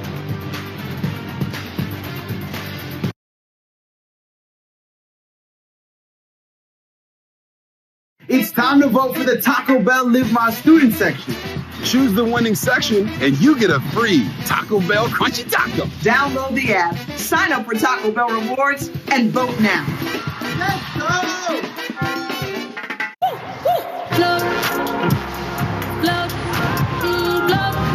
It's Saturday primetime, Celtics Warriors on ABC.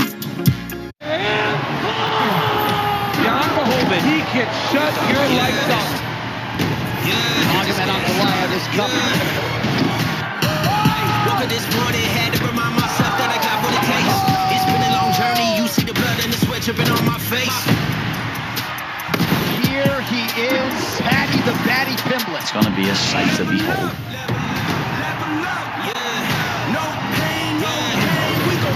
I cannot wait.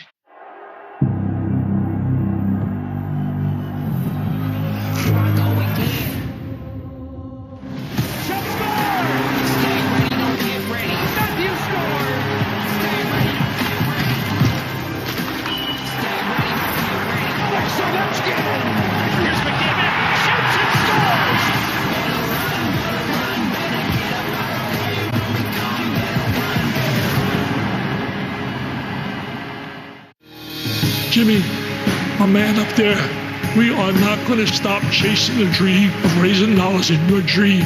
Jimmy's dream was to beat cancer.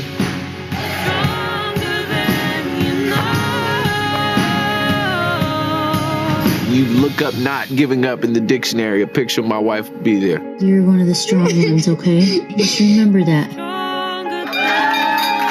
Don't give up. Don't ever give up.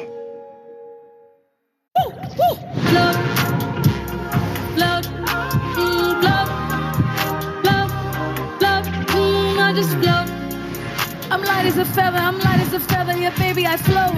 It's hard to look at my resume and not find a reason to toast. I'm counting my blessings, we ain't stressing, just look at this glow. I got that magic, I'm really prepared for whatever, whenever, so who wants the smoke? It's Saturday primetime, Celtics Warriors on ABC.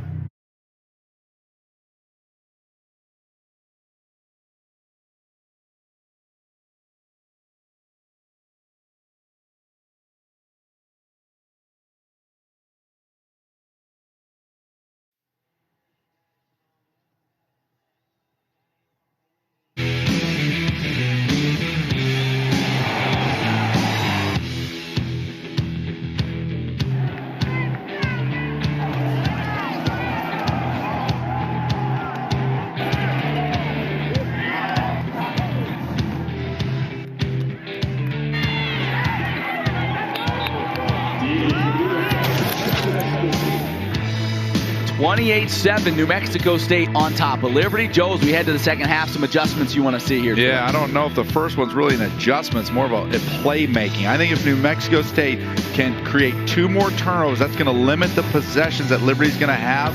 They're able to do it. This game's a wrap. Yeah. Liberty, on their side of the football, is, listen, you can score 21 points quickly in a Hugh Freeze offense, but you cannot abandon the run. They have to continue to run the football. They're giving them the box to be able to say, hey, you can run the inside run. They hit the run with TJ Green. If they're able to still stick with the run and not have to throw it another 25, 30 times in the second half, they're going to have an opportunity to win this game. So just don't abandon the run. Liberty will get the ball first here in half number 2. Shedro Lewis, Demario Douglas back deep for the Flames. Liberty with 2 turnovers in the first half. We saw 3 different quarterbacks for Liberty. Who knows what's in store for the second half here today. The kick is away, and that will sail into the end zone for a touchback. Looks like Jonathan Bennett making his way out on the field for the Flames. But first, let's check in with Emily. Guys, I caught up with Coach Freeze on the way out of the locker room, and I asked him, how do you turn this around in the second half, being down 3 scores? And he said, score early and score often, and maybe try to get their quarterback down on a 3rd down, and also make them punt every once in a while. An interesting update, I asked him if he's going to commit to 1 quarterback in the second half. He goes, JB. However, if he can throw, because his hand was cut pretty bad on the last play of the first half. Wow, okay, so that's something to keep an eye on. So the 3rd option off the bench now becomes the first option, apparently, in the second half. Flames with a handoff, just the 2nd run of the game for Shedro Lewis, and he gets you 8 yards on first down. Yeah, that's a guy that has breakaway speed. Here's a look at Jonathan Bennett. Looking down at that thumb, it looked like it was cut and bleeding. So yeah, that's on the throwing hand. So that could make things a little bit difficult. He'll be all right. That is not an official medical opinion, as that handoff goes for first down yardage. Yeah, Jonathan Bennett is a rub the dirt on it, throw a little Band-Aid on there, and let's go kind of guy. So the Flames pick up a first down here on their first possession of the second half. Couple of runs to Shedro Lewis. And that's just my professional medical opinion. That's right. Play action, throwing to the near side, too tall. He had Demario Douglas, sailed it on him. And bring up second down. Douglas in the first half, 5 receptions, 56 yards to lead all Liberty receivers. Yeah, they got to be the other thing, Liberty, if you can run the football on the inside like they did with Shedro Lewis right there, to be able to pick up 7-8 yards on first down, that'll allow them to take some shots downfield. They're also going to have some explosive plays. So it's patience in the run and then make some explosive plays downfield. Take your shots. Douglas comes in motion. And they're going to look to throw. Time in the pocket, fires towards Sneed, and he makes the catch. Nice afternoon so far for Caleb Sneed. That's his 4th reception, I believe, of this ball game. He was a transfer from Campbell. He was injured for a lot of the season. Finally getting healthy here late in the year. Big 3rd down for the Flames right here. Looks like they're bringing in a heavier package. They get into a 3rd and 2.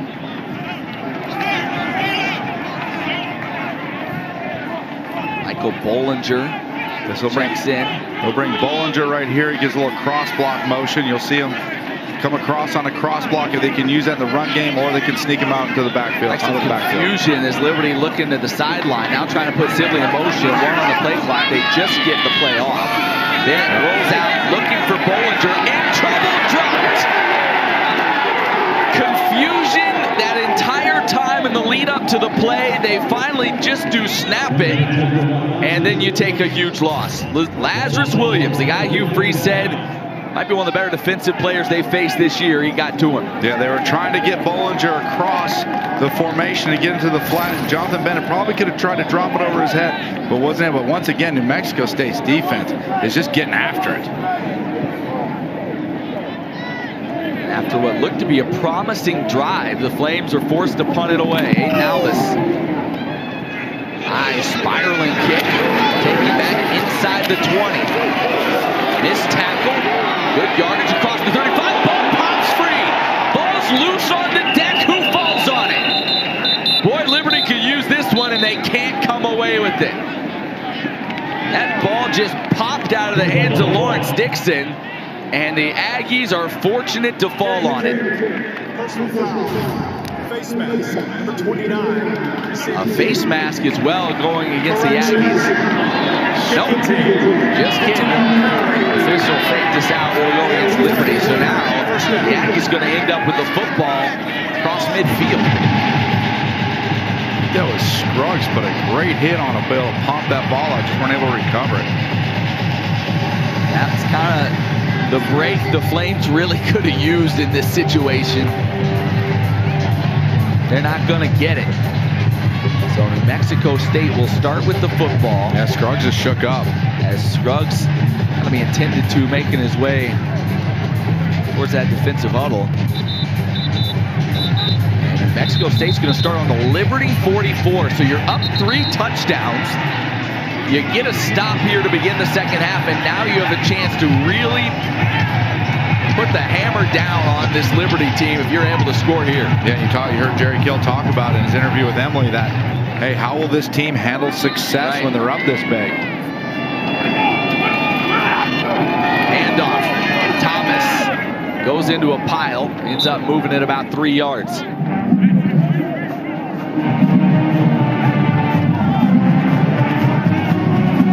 Yeah, it's a little bit concerning for Liberty right there, even on that first play. I know it's only a 3-yard game, but it's watching the defensive line. Just wasn't a lot of punch off the ball. Well, Liberty's lost its last 2 games. Already bowl eligible, 8 wins and all that. But dropped their last 2 games they were double-digit favorites in. And trying to avoid the same fate as a year ago. Remember, Liberty lost its last 3 regular season games last season. Pavia snaps one off to his receiver, going to be just shy of the first down marker, as that was caught by Justice Powers, the leading receiver for the Aggies. Yeah, these are just well-designed plays. It's the little things that make the difference. Liberty's in zone coverage right there, and able to hold the fake for a while, allows who's supposed to be the flat defender to come up and play the run, and then he just throws it right behind his ear on a short gainer. Easy throw, easy catch, but just well-designed play. 3rd and short. Start Thomas in the backfield with Pavia. Yeah, this is where Liberty's going to make a play. Defensive line's got to step up right here. Pavia going to keep it, trying to get the edge, cuts it up, and looks like he has first down yardage. Once again, it looked like the Flames might have him hemmed in, but he was able to cut it up and get just enough to move the chains. I mean, you look at Rocker Rahimi, comes up right here, like he's got the tackle, and Pavia just steps to the inside and picks up the first down. Tell you what, this kid. 16 first downs now in this ball game for New Mexico State. 9 on the other side for the Flames. Yeah, the man-to-man coverage up top again. He pulls it out, looking downfield. Had to let that one go a little earlier than he wanted to. Looking for his tight end, Thomas Whitford. Like that may have been Akil Washington in the backfield. Yeah, he missed that one right there. He had the post route, the skinny post route available to him right away. If he would have pulled the trigger on it, he would have split right in between the 2 defenders. That would have been a touchdown for New Mexico State. A few misses on the day from Pavia. He's 14 of 18 for 188 yards and 3 scores.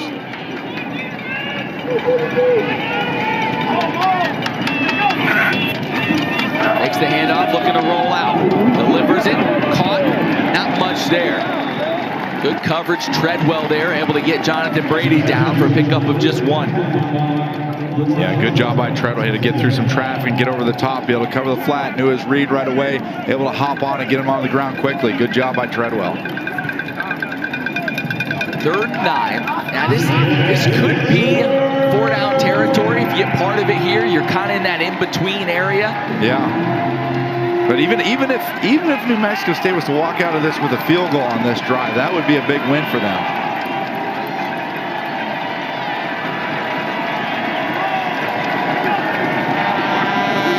Being rolling out, being hounded, able to turn the corner across the 30, inside the 20, still on his feet, down to the 11-yard line.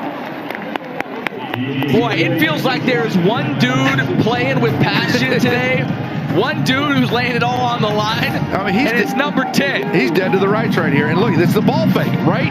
There. Oh, little head ball fake.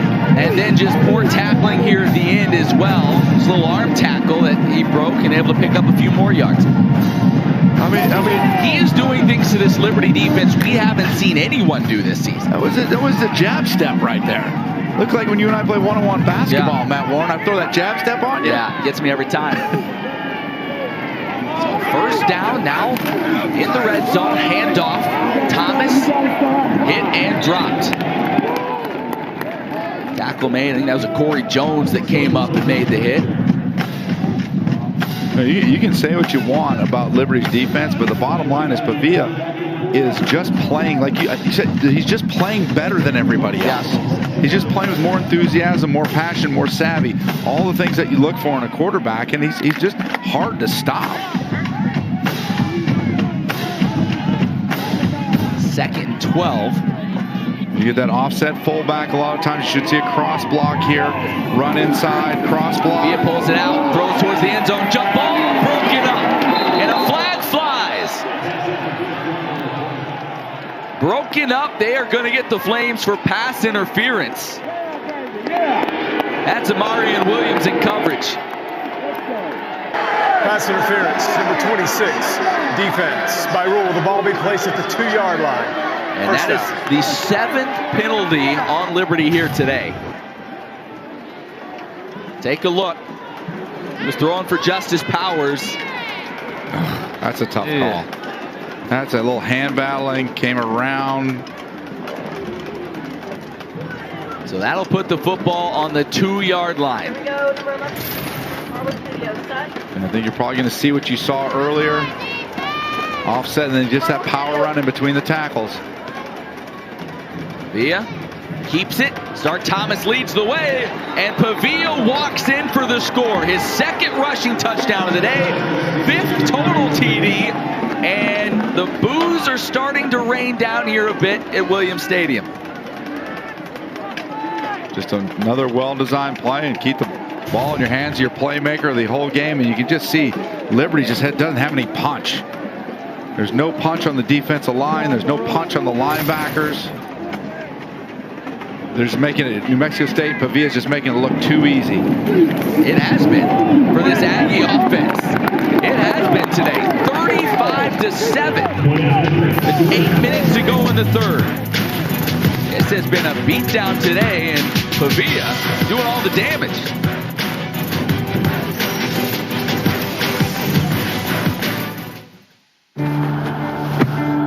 Today tastes like a home game, like a huddle. Tastes like we're bringing the heat, and like a front row seat.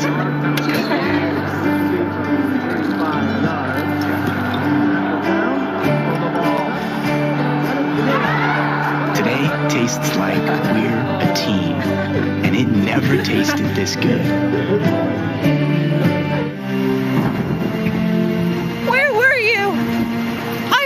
For you. I call and you don't answer.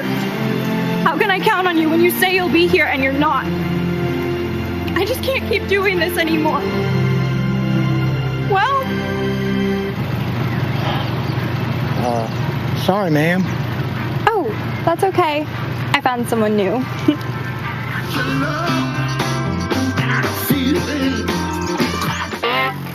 Working the back 40 or the backyard, it takes hard work, commitment, and the right tools. At Kubota of Lynchburg, the sale is only the beginning. We've got you covered from start to finish, season to season. It's the service after the sale that matters. Professional, reliable service at the shop and in the field. Mowers, tractors, utility vehicles. All new Kubota equipment is available with 0% financing for a limited time at Kubota of Lynchburg. Carter Bank & Trust proudly serves our customers and communities through proven convenience, personalized solutions, and industry-leading security. We value helping customers succeed, building our communities, and earning the trust of those we're privileged to serve. We strive to be a lifetime financial partner for the communities we serve because caring is what we'll always do best. Join the Carter Bank & Trust family to find out what it means to have a lifetime financial partner. Member FDIC, Equal Housing Lender.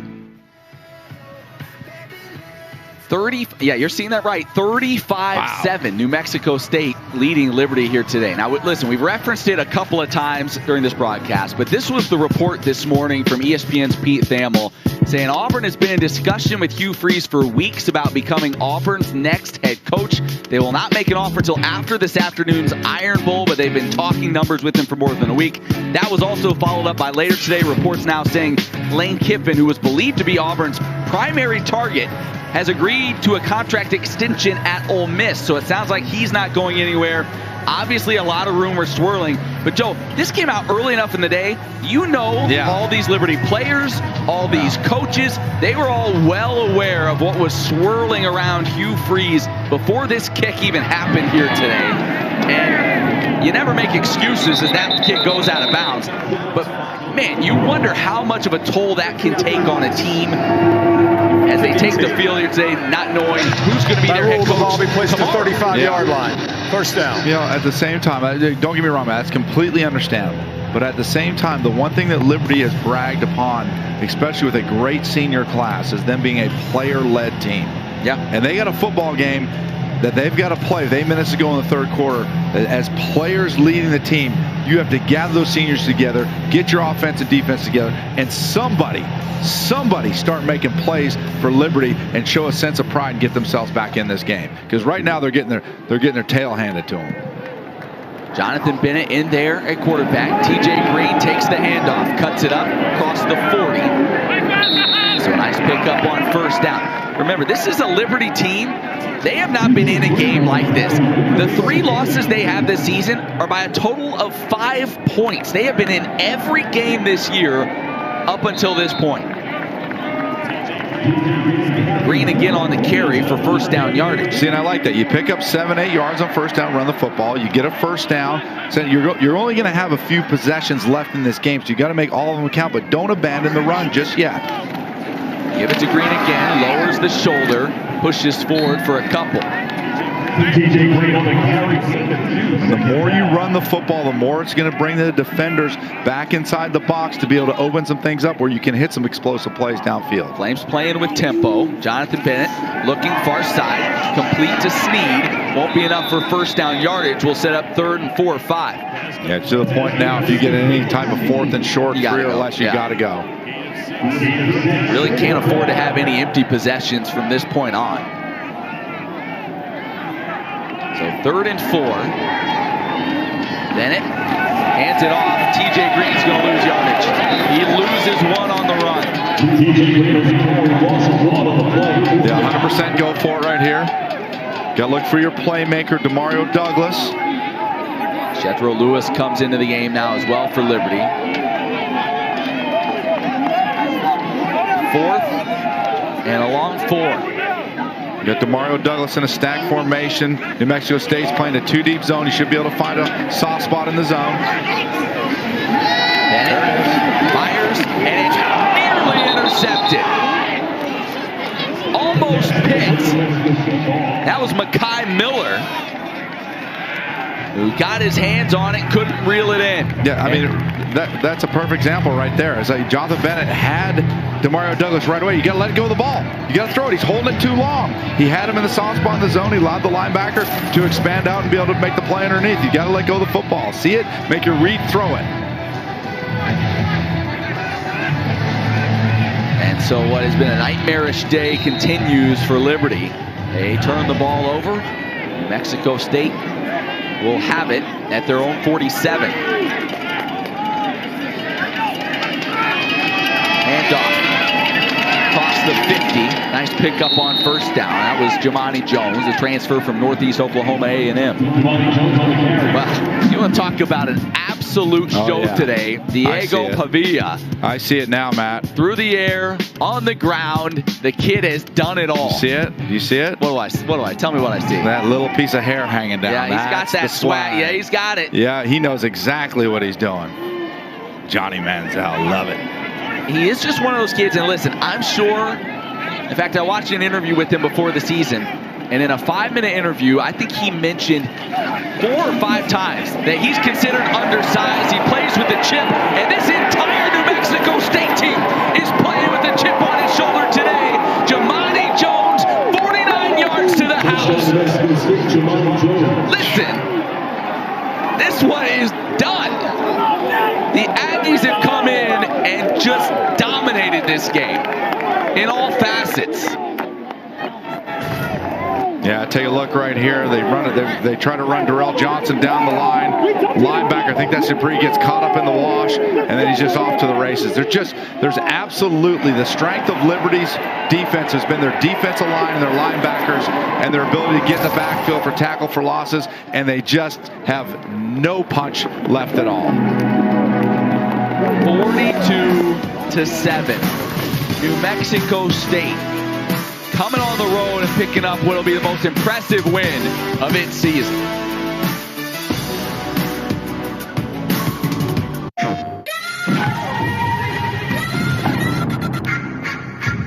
Hey, you know I'm a beast. This one man changed the game of basketball. Welcome to the feast, my whole team on the leash. This is the city. Everybody eat, hey, you know I'm a beast. Can I run up the score, run up the board?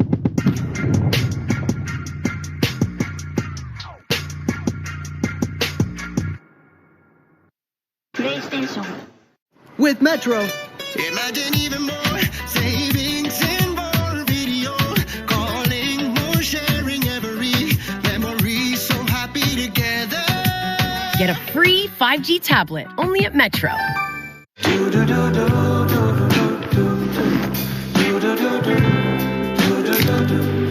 I've got that blue sky. I've got that sunshine. If you want to start Airbnb-ing your home and you're wondering how to get from step 1 to guest 1, oh nice. Airbnb Setup will help you get started.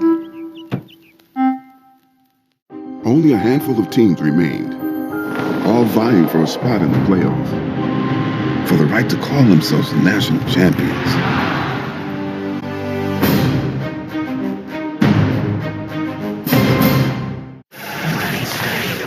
Alex Ovechkin does it again. We have been privileged to watch the best goal scorer of our generation. That is hockey. Next Tuesday on ESPN. I'm light as a feather, yeah, baby, I float. It's hard to look at my resume and not find a reason to toast. I'm counting my blessings, we ain't stressing, just look at this glow. It's Saturday primetime, Celtics Warriors on ABC.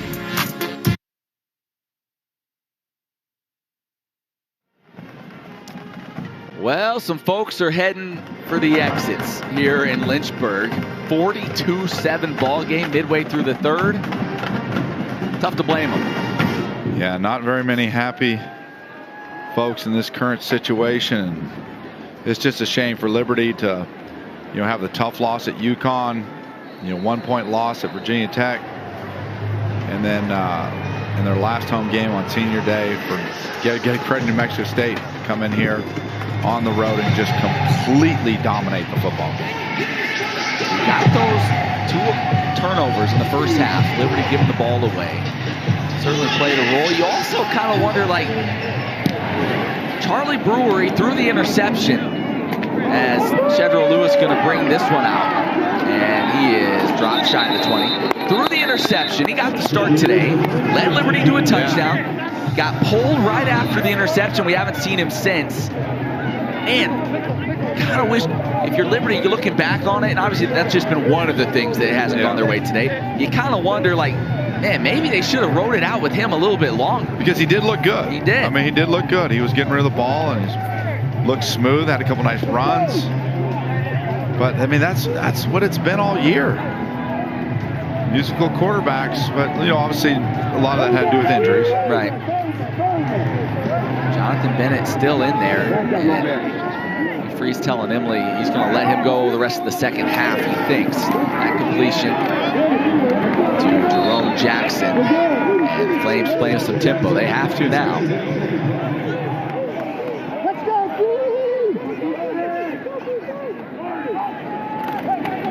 And hands it off. Shedro Lewis runs for a first down. Not many explosive plays here today. Think about that TJ Green run, at least on the Liberty side, I should say. The TJ Green had that 31-yard run. Demario Douglas had one reception. 19.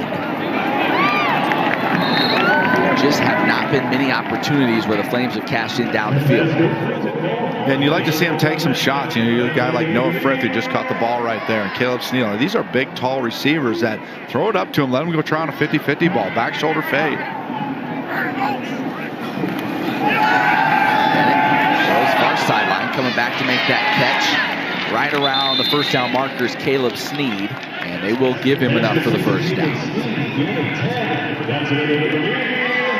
You can just see New Mexico State just backing off, going to give him everything underneath and then try to win in the red zone. And it pulls it out, fires that one behind Sneed. If he doesn't get a hand on that football, that would have been an interception for Cyrus Dumas. Yeah, but if at the same time, if Jonathan Bennett's able to put that ball and lead Sneed out a little bit in front of him, he may catch this and score. Take a look. He's got outside leverage right there by the corner. He's got to lead Sneed to the inside, let him catch that thing and run. He might have been able to split the defenders, be able to take that one all the way. Second and long. Bennett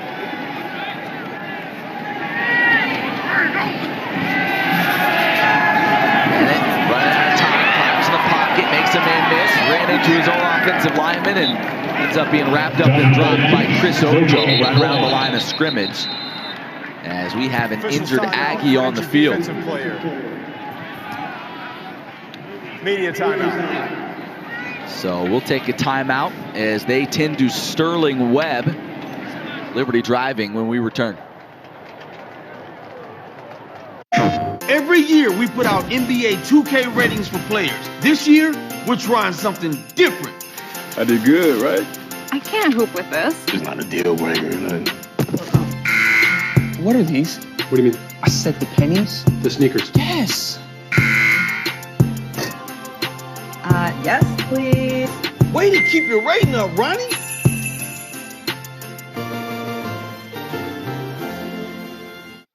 PlayStation. I'm light as a feather, yeah, baby, I float. It's hard to look at my resume and not find a reason to toast. I'm counting my blessings. We ain't stressing, just look at this glow. It's Saturday primetime, Celtics Warriors on ABC.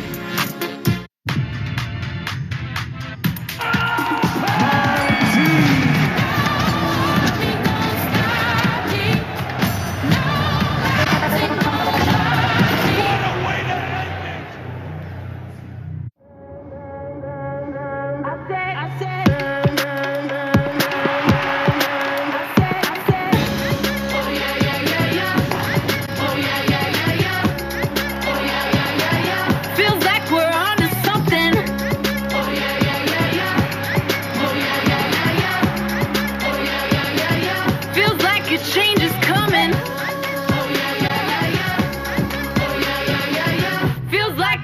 is coming.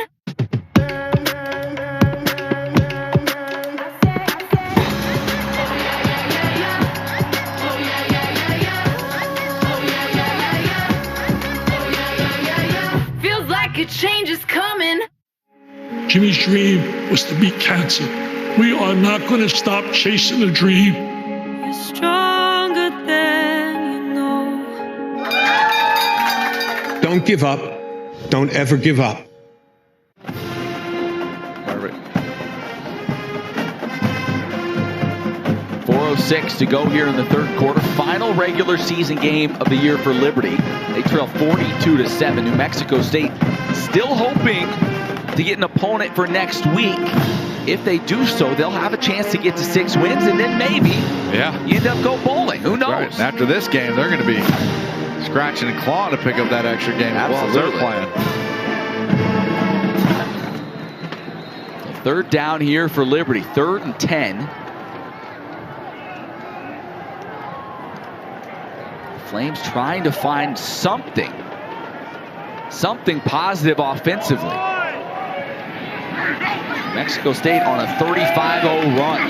Jonathan Bennett throws, caught by Demario Douglas. He will have enough for the first down. Douglas with his 6th reception of the day. He continues to be the most productive receiver on this Liberty squad. Let's see if they get the ball in his hands a few more times here. Bennett looking that direction, fires into double coverage, and nearly intercepted. Trying to get it to Douglas into double coverage, and Andre Selden nearly had himself a pick. Demario Douglas did a really nice job becoming the defender on that play. Selden had the position on him. You can see he goes over the top and is able to knock that ball out, so he didn't get that interception. Good job by just breaking up on his part.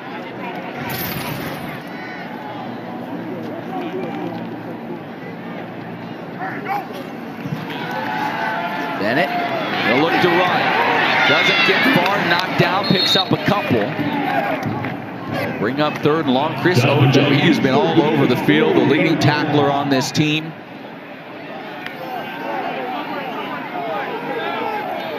Good looking linebacker. Well, this defense has been pretty impressive for New Mexico State. They got to snap the ball right now or they're running off. Hand off, Shedro Lewis. Close to first down yardage. Looks like they're going to mark you maybe just short. Yeah, should be a penalty for too many men on the field. Good job by snapping the ball while they're trying to run men off the field.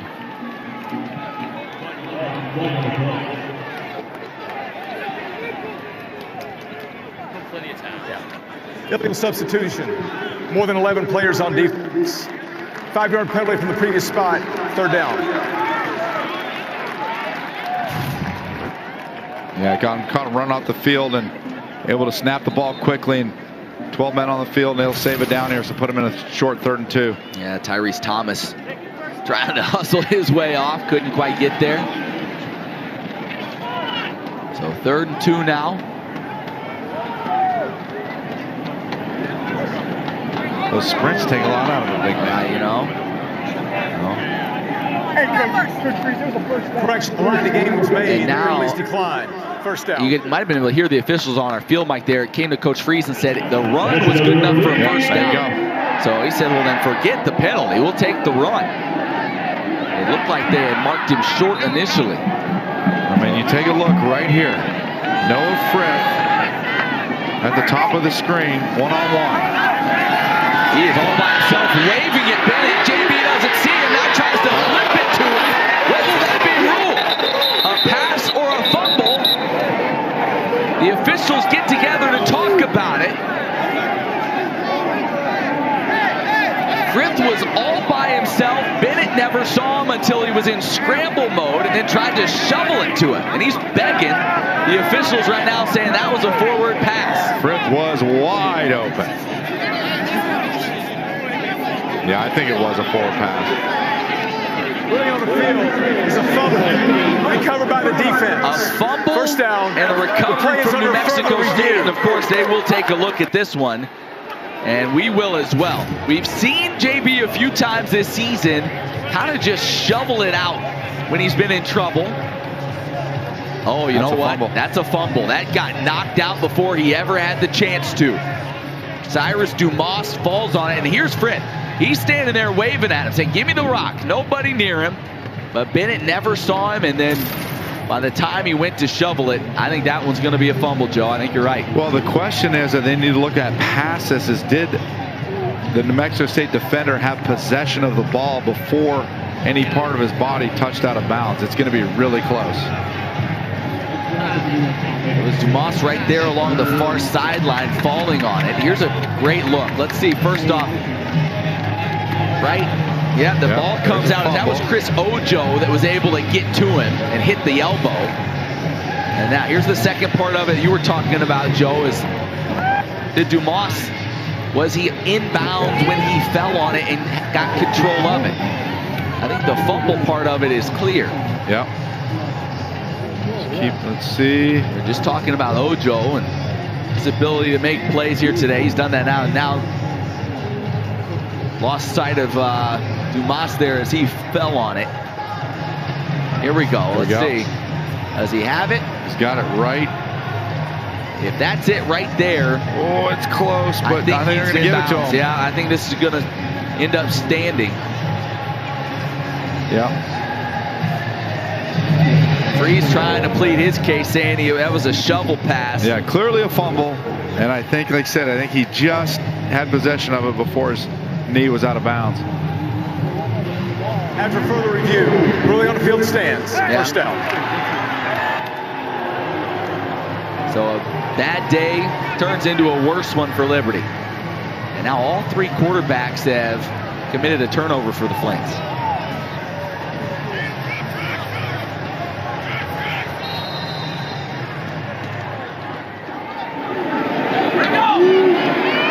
Mexico State taking over inside of its own 20. Still 2:35 to go in the third quarter. The Aggies start just pounding the rock and burning some clock. Handoff and Star Thomas, they never did get him to the ground, but he did step out of bounds. Bring up second down. Starting to get a little chippy out there. Well, I mean, after the play. Honestly, if you're Liberty, that's a good sign. Could use a little chippy. You could use some of that. You probably could have used it a couple quarters ago.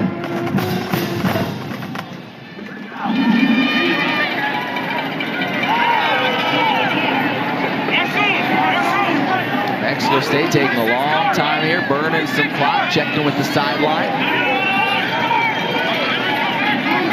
4 wide receivers as Pavia hands it off.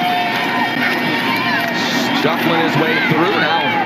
North and south is Star Thomas. That'll bring up a third and about 3. Yeah, the other thing too, the size of Star Thomas when you're down 42-7. He's a load, man. He's a load, and it's in the third quarter. I got a feeling with the way Liberty defenders are playing right now, they're not real excited about tackling. They list him at 6'2", 225. That may have been before his Thanksgiving Day meal. He looks a few pounds over that, doesn't he? Yeah, he had a nice Thanksgiving meal, and his last words were, "Sure, I'll take more gravy." He is a big boy, but he has some good feet on him. And now a whistle. We're going to get a timeout. New Mexico State taking one. Timeout. New Mexico State. Their first of the half. 30-second timeout. So their first timeout. Listen, we've talked so much about Jerry Kill and what, he started the broadcast with it. A guy that has rebuilt programs, takes over a program that a lot of people would say probably, man, why are you going there? Who can win at New Mexico State? Well, he's on his way to pick up his 5th win of the season. And as you kind of go forward into their Conference USA future, say this program's in pretty good hands. And read a little statistic on them that we saw before the broadcast. Attendance is up 41%. People are getting on board. And you see a game like this and get some momentum, like you said, going into a potential bowl game. And the next year, Conference USA. The New Mexico State fans are hop on the Jerry Kill train. That's right. Bandwagon's going to fill up. Third 3. Pavia pulls it and lost his lid, and here comes a flag. They fly from all directions as the Flames finally get into the ground, but they commit a penalty in the process. Personal foul. Face mask, number 98 defense. 15-yard penalty and an automatic first down. The New Mexico State quarterback does not have to leave the game for one play because his helmet came off as the direct result of a foul. Well, that's C.J. Bazell, the freshman who got called for the penalty. And I mean, it's just, there has not been much that has gone right for Liberty here today.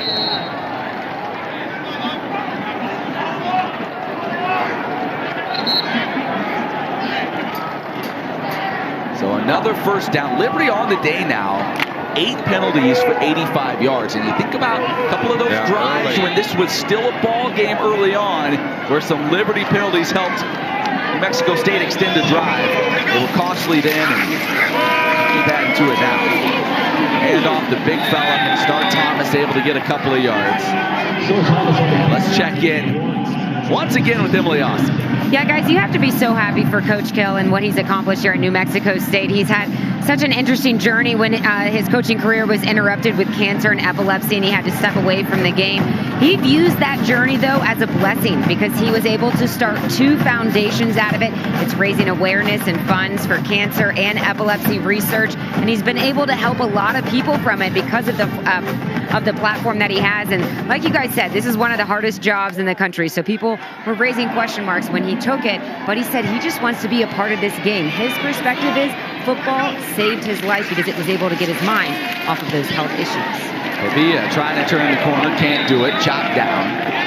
It's just good to see Jerry Kill healthy, back being the head coach of a program and having some success with the Aggies this year. That'll get us to the end of the third quarter. 1 more to go. New Mexico State trying to wrap up a big win on the road. Every year we put out NBA 2K ratings for players. This year, we're trying something different. I did good, right? I can't hoop with this. It's not a deal breaker or nothing. What are these? What do you mean? I said the pennies. The sneakers. Yes. Yes, please. Way to keep your rating up, Ronnie.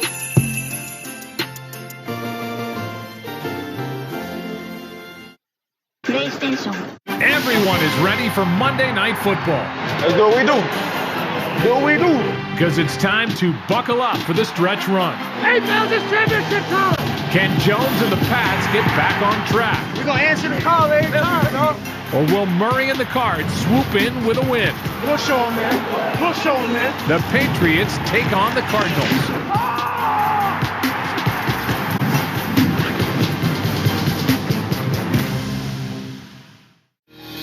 Jimmy, my man up there, we are not going to stop chasing the dream of raising dollars in your dream. Jimmy's dream was to beat cancer.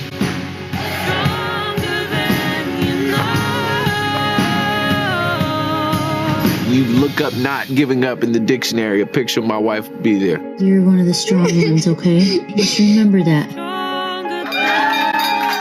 Don't give up. Don't ever give up.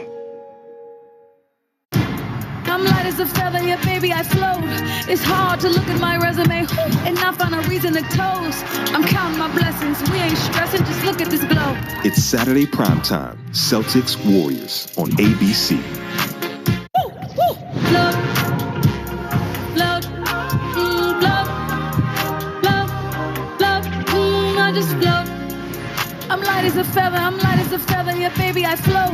It's hard to look at my resume and not find a reason to toast. I'm counting my blessings, we ain't stressing, just look at this glow. I got that magic, I'm really prepared for whatever, whenever, so who wants the smoke? It's Saturday primetime, Celtics Warriors on ABC.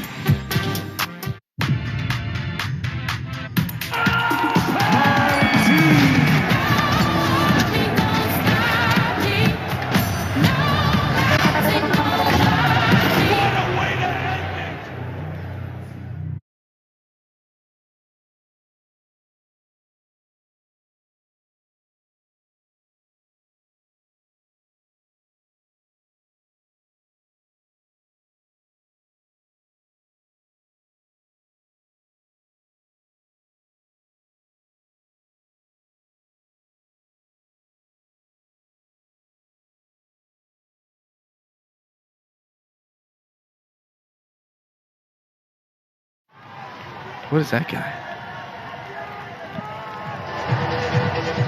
42-7. That is an elf. What's that guy? That's outfit. That's Buddy the Elf. Well, it's after Thanksgiving, so that's fair game now. That's time. Yeah, That's Buddy the Elf. What's your favorite Buddy the Elf? There's Turkey Man. You always love a good Turkey Man. Always. What's your favorite Buddy the Elf quote? What's the one where it says, "Oh, you're an angry little elf"? So that's the funniest part. Angry elf. I think that's. I love when the raccoon attacks him and he says, "Somebody needs a hug." You know what? We could probably go through most of the best lines from that movie over the next 15 minutes. We've kind of reached that point in the ball game where we may want to go that route. Pavia across the 50 and slung out of bounds after a first down run. Diego Pavia already over 100 yards on the ground. I mean, right now, Aggie's offensive line is putting on a whiteboard clinic on how to block the Liberty D-line. Down blocks, kickouts, everybody's in play, meeting very little resistance. It's time for Liberty. Liberty's got to catch it fourth quarter. Catch a little bit of wind, make some stops, create a turnover, do something to give yourself a little bit of momentum.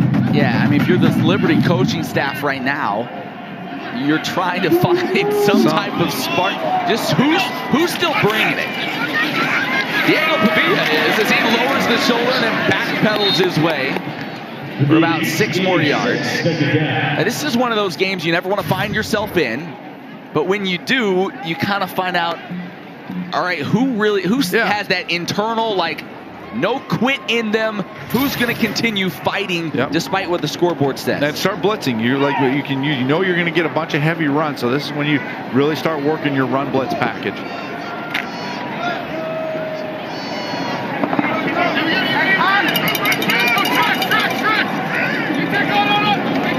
One lone cowbell rings out across the stadium as Liberty fans, those that have stuck around to the bitter end of this one, watches Pavia, spins, and is hung on to about a loss on the play. I think that was Dennis Asagade. They got a handful of jersey. It was. That was a good play by Asagade. Get a good punch off the ball, build a flat wall, is able to locate the.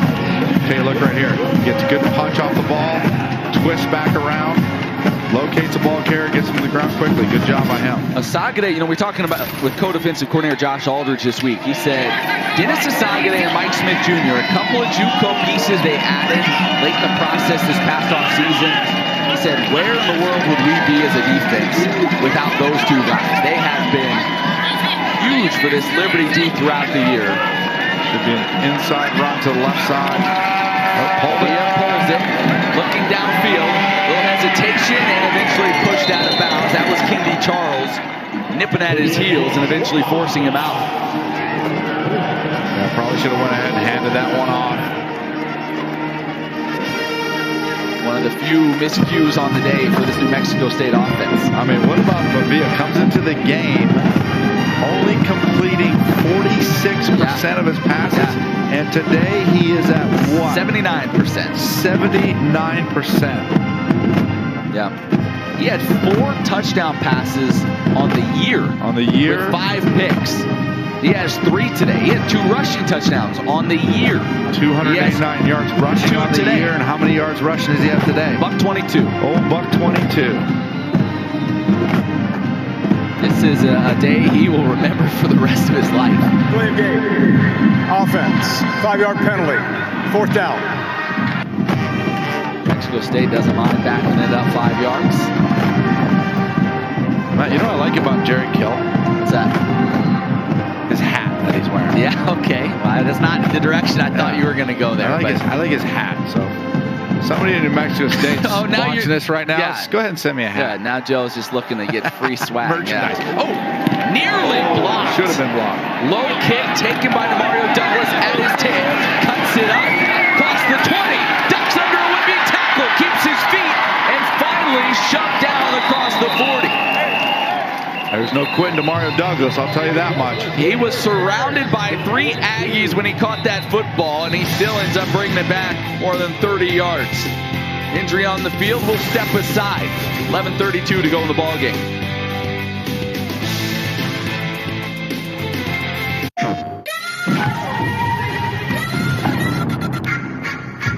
Hey, I'm a beast. This one man changed the game of basketball. Welcome to the feast, my team off the leash. This is the city. Everybody eat. Hey, I'm a beast. Can I run up the score, run up the board?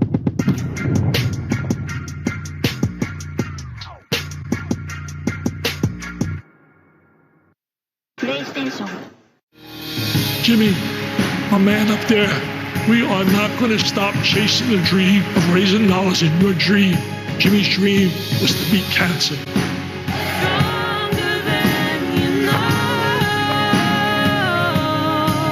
You look up not giving up in the dictionary, a picture of my wife would be there. You're one of the strong ones, okay? Just remember that.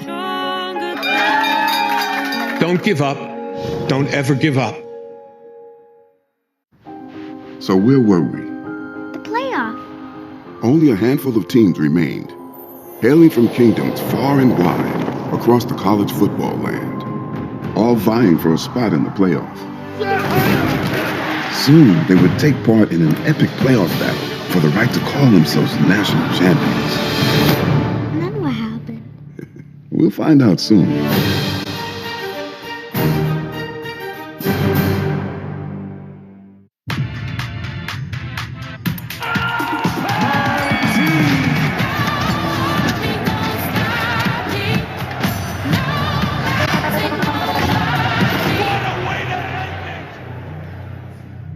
Only a handful of teams remained, all vying for a spot in the playoff, for the right to call themselves national champions.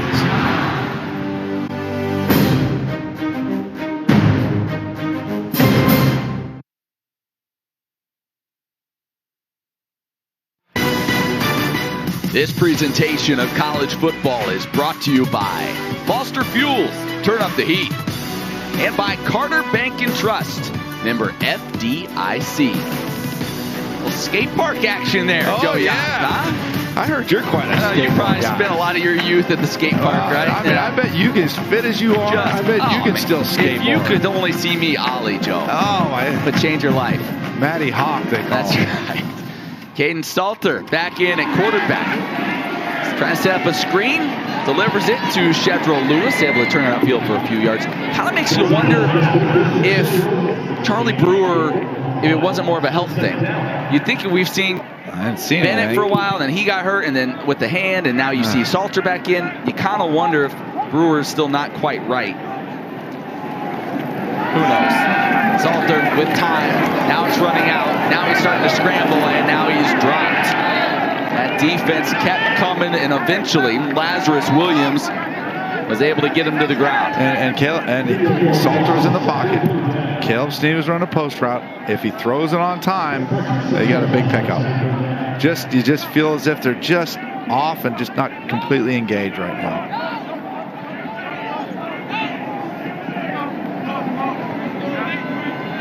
So brings up 3rd and 12. Salter loading up, sending it deep downfield, double coverage to Mario Williams, and it's knocked away. Mario Douglas, I should say, went up for the grab.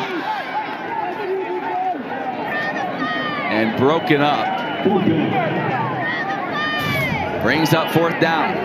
Yeah, good job just trying to throw up sort of a prayer to Demario Douglas, but good double coverage right there.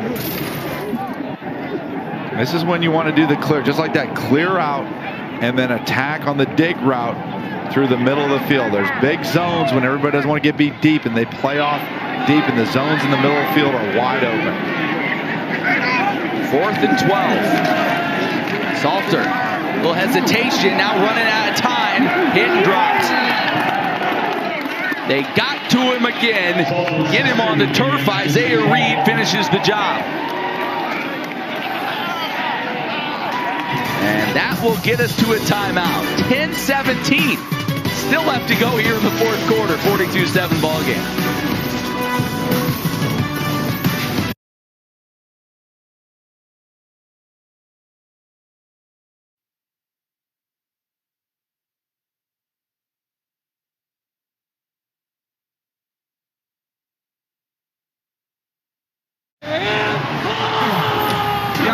He can shut your lights off.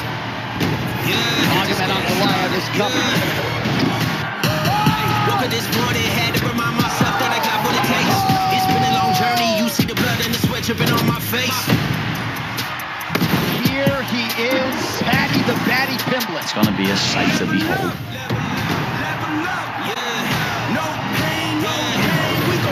I cannot wait. What did you expect? Did you think you could relax? Saved by Shesterkin. Or had you convinced yourself some records were forever? Let's get go! That you had seen everything there was to see? Or have you realized you can't look away and you don't know the future and that the game has never been better? That is hockey.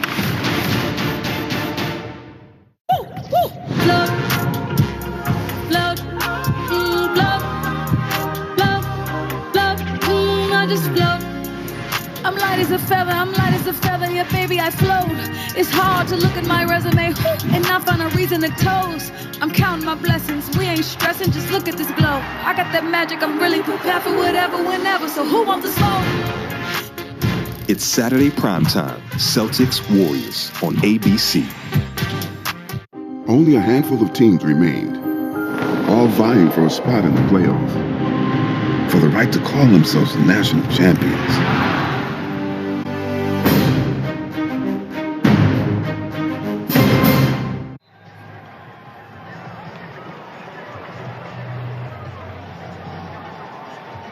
Well, there's a look at 3 quarterbacks we've seen in action today for the Flames.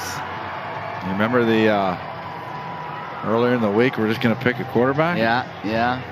We asked Coach Friesen. I remember one of us asked him, okay, I know you say that, but if one struggles, how great will the temptation be to go to somebody else? And to his credit, he kind of said, maybe we'll just have, but I'd like to pick one. He's in a tough spot. Charlie Brewer was the first quarterback the Flames went with and led them to a score, but his day was done after an interception as Diego Pavia nearly tacked on another touchdown there. He had Justice Powers behind the defense. He had him. Jerry Kill putting in the dagger and then going for the turn of it right there. That's right. Let's check in with Emily. Guys, you won't believe. Let's just go back to halftime when Coach Kill was worried about how his team was going to handle that successful first half. They're just fine. Well, his quarterback is over here signing autographs during one of the breaks. These guys are doing chants for 24-point underdogs. They're feeling pretty good right now. Diego Pavia was signing an autograph during the game. I have proof. I have a picture of it. Pretty sure he's a New Mexico State University fan, but who cares, right? Can you get me an autograph? At this point, I'll see what I can do. Short handoff, Jamani Jones picks up a couple. I guess he's making fans everywhere he goes. Diego Pavia. I just want Emily to go over the next break and go, hey. Matt up in the booth. Yeah. Just looking for an autograph. Right. Man. 3rd and 9. Pavia has accounted for over 300 yards of total offense and 5 touchdowns today.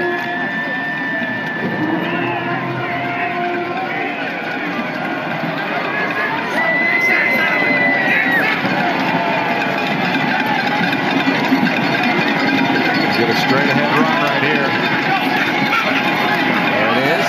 Up the middle. With the defense waiting on it. Mike Smith wrapping up Jamani Jones for the short pickup. And it'll bring up 4th down.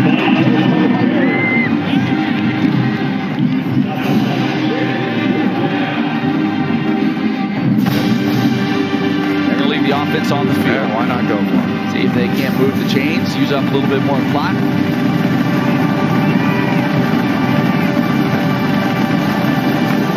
Credit, and we talked about Jerry Kill a lot today, but credit him. This is a team that got beat 45-14 a week ago on the road at Mizzou. He got them locked in, got them motivated, got them playing with passion and executing here in a game like this today. Pavia, completion, breaking a tackle, rumbling for the first down, and more. Still on his feet, down inside the 10. How about the catch and run for Eric Marsh, the senior tight end?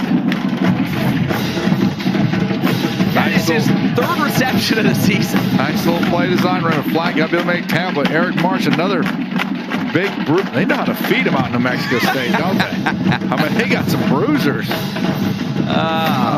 just turn back inside and give another little and then bam, and golly. So they move the chains. They're inside the 10 now. And the clock keeps ticking down, under 8 minutes to go. Pavia, handoff. Jamani Jones stood up, not much there.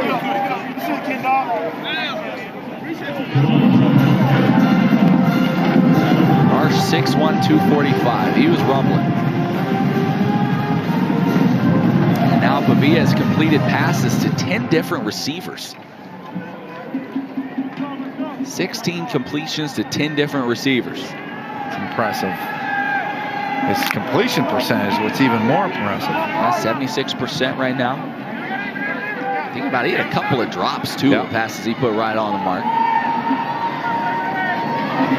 Second goal from the 7. Here, a handoff, running left, lowering the shoulder, and falling forward down to about the 3 was Jamani Jones. They're getting great push up front. Don't be surprised, the ball in the 3, they've already ran it twice. A little quarterback or running back counter here, down there in the red zone. They've had a great deal of success with it.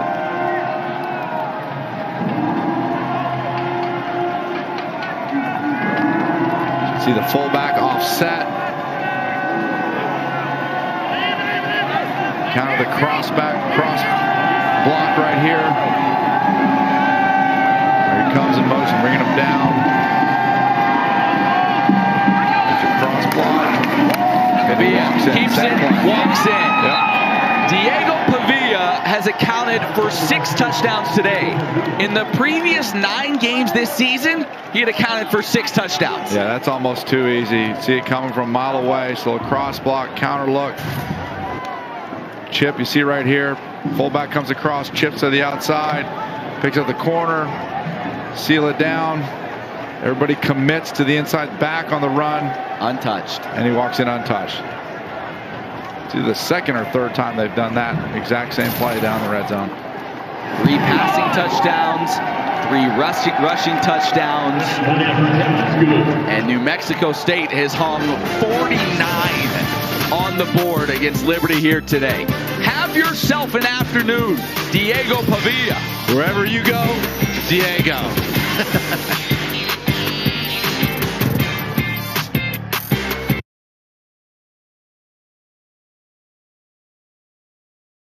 I think we should explore a few solutions. Grammarly's suggestions catch when your tone might undermine your message, and it offers suggestions to make you sound more confident. Let's explore a few solutions. Try Grammarly today at Grammarly.com. Before we begin, I'd like to thank our sponsor, Liberty Mutual. They customize your car insurance so you only pay for what you need. And by switching, you could even save $652. Thank you, Liberty Mutual. Now, contestants ready? Go!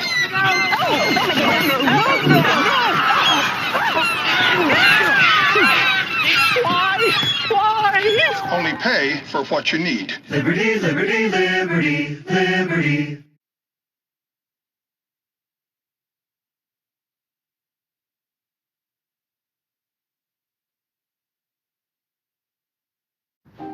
So where were we? The playoff.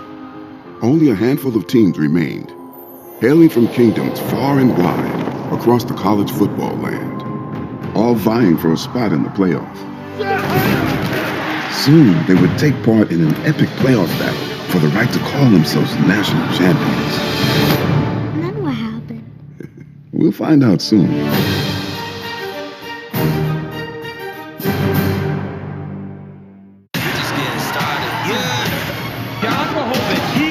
Shut your lights off. Magomed Ankalaev is coming. Here he is, Hattie the Batty Pimple. It's going to be a sight to behold. Alex Ovechkin does it again. We have been privileged to watch the best goal scorer of our generation. That is hockey. Next Tuesday on ESPN.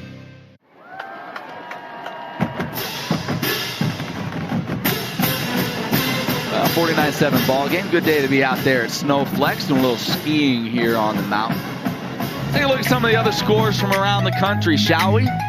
Georgia was in a tight one early, but pulling away from Georgia Tech. Michigan, Ohio State, living up to the hype thus far. And Michigan is driving right now in the red zone. Meanwhile, Clemson clinging to a 2-point lead over South Carolina. The Gamecocks also driving. They'll have a chance for a go-ahead field goal here, it looks like. And Army, UMass, you have some of those. It happens. It happens. Like, you know, I think we've known that well. Is this one bouncing around, pinballing, picked up. Shedro Lewis taken down at around the 23-yard line. How about that if Michigan's able to go into Columbus and come out with a win? That would be incredible. All right, who are you looking at for the playoffs right now? Who are your teams, Matt Warren? If Michigan pulls that off, are you Ohio State's out even if they... I think so, yeah. Georgia's a lock. Yeah. TCU? How do you not? Yeah. They've done everything that's been asked of them to this point. And then it gets interesting after that. It's either Michigan or Ohio State, so that's 3. Yeah. And then you get your LSU right there. Is that one knocked down? Oh, LSU. USC. Yeah. Well, LSU's what, 5th in the playoff 5th, yeah. poll? USC's there. What's the one where if some crazy things happen, who could slide in? Who's the team? Oh boy. Yeah, well, Michigan or Ohio State's in. Yeah, right? Georgia's in. Yeah. Okay. So up the middle, short game for TJ Green. TCU wins out, they're in. Right? I think there's a lot of people that say until they see Alabama playing in some other bowl game, they're not going to believe that they're completely out of the playoff picture. They're sitting there at 7. They play Auburn here later this afternoon. Who's playing? Who's going to play for the SEC championship on the other side? Yeah, Georgia on the one side. Who's the other team? Alabama. Would it be LSU at this point, right? LSU, yeah. That'll be a good football game. Yeah. Brian Kelly's really got it going there quickly. Remember, going back early in the year, people were saying, "Oh, this could timeout for an injured offensive player." Yeah, we got an injury on the field. People were saying, "Oh, Brian Kelly, maybe it's not going to work." They struggled right at the beginning of the year. Well, Brian Kelly didn't help himself during the recruiting process. Accent. Yeah. when he first showed up, and he's got the fake accent going. He's got the dancing with the recruits. It was like was it Farmer Fran and Waterboy? He was giving off a little bit of that vibe. Yeah, Bobby Boucher. Yeah. You remember the time Bobby Boucher? And speaking of that, this man, Joe Young, has a signed Coach Klein picture on his wall from that movie, Waterboy. So it's in my office, signed by Coach Klein personally. And, there was no room for it. So something had to come down. Yeah. So I looked around the office. I said, okay, what am I going to take down? And I hate to say this, but it's just true. It's Coach Klein. The kid's family picture came down. You did it. You took down the family photo for Coach Klein. And for Coach Klein. Jedro Lewis on the carry again. Takes a shot at the end of that. Looks like he'll be just short of the first down.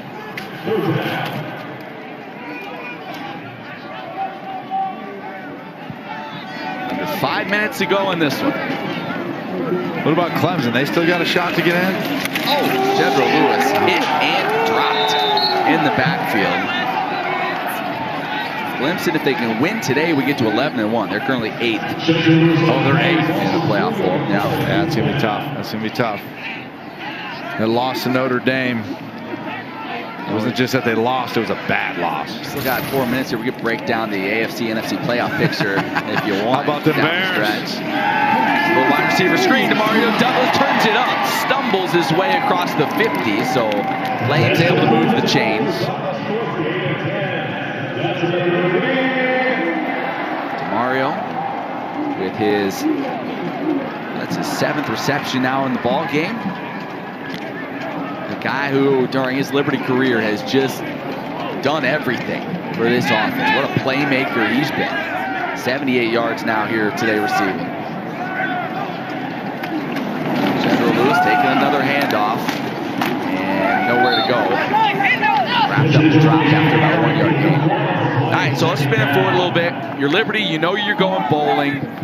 They'll find out later what destination they'll be heading to. But how do you, number one, how do you shake this? Yeah. Number two, we'll find out very shortly, I think, what the coaching staff situation is for the Flames moving forward. But you got to find a way to come back as Caden Salter is able to weave his way for a few. Let's find a way to be able to somehow shake this off, go back to practice for a couple of weeks, and get your mind right, as the Flames have a chance to win their 4th straight bowl game. Yeah, and so much uncertainty, like I said, with all the news circling around Coach Freeze and what he's going to do in the age of social media. These kids are on their phones all the way up to to Game Time, and Twitter's going and everything else, so it's not like it's, you know, being hidden from them. So I just really think that had an effect. But you know what? How exactly what you said? How are they going to prepare towards a bowl game so they finish on the right note? Salter with the completion. That's the tight end Bentley Hanshaw. He wasn't down. He was not down. Was there not a whistle? Yeah, somebody blew a whistle down there. So inadvertent whistle. They'll blow it down. William on the field is down. His own play is the first down. Liberty trying to see if they can put some points on the board before this one's all said and done. And those that are still here in attendance saw the replay on the video board and letting this officiating crew know about it. Salter, keeper, up the middle.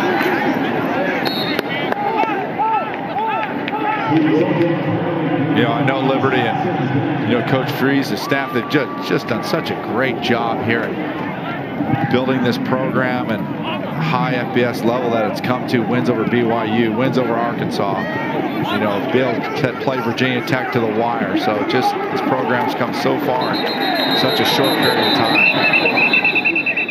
Yeah, New Mexico State can take a timeout. Timeout. New Mexico State. Their second of the half. Media timeout. Timeout on the field. We will take one as well. 1:47 remaining in the ballgame.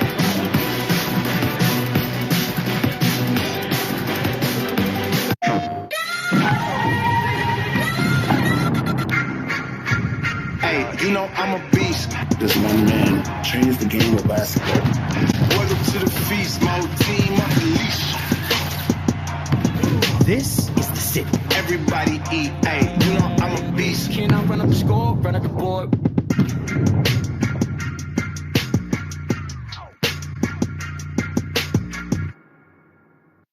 PlayStation.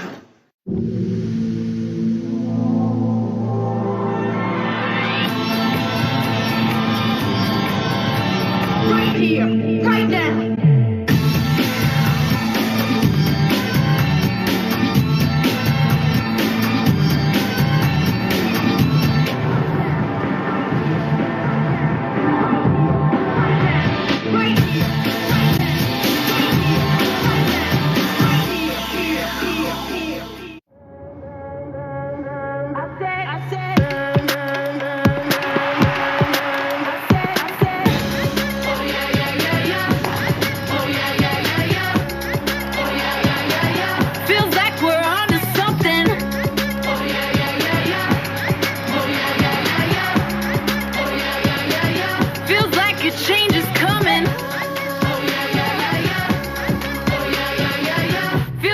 Change is coming.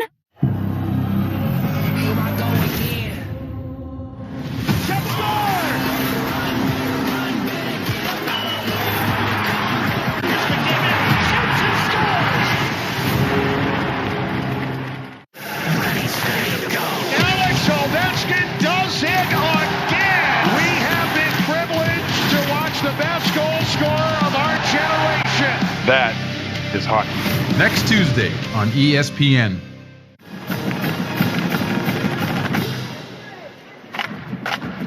New Mexico State Aggies about to put the finishing touches on an impressive win here in Lynchburg, leading 49-7. It looks like my kids in the living room. Just on their phones? Yeah. Two wheels just sitting there. Only two sitting there on their phones. Liberty trying to see if they can score here before it's done. Caden Salter, 2nd 5, rolling near side. And that catch made by CJ Yarbrough.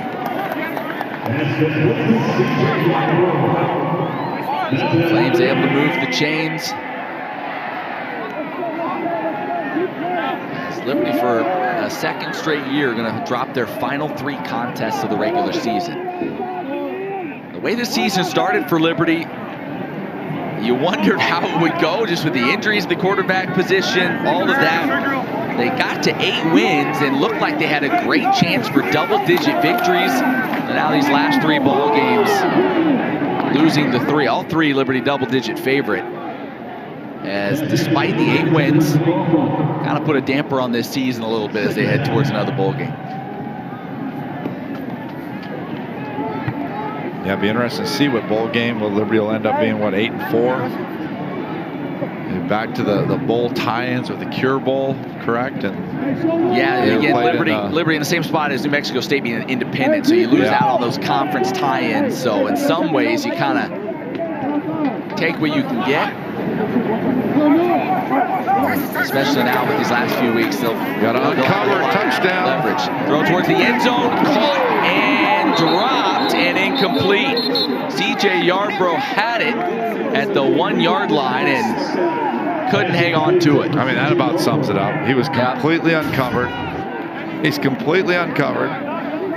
Wide open, ball gets there a little late. Yep, just couldn't hang on. Wow.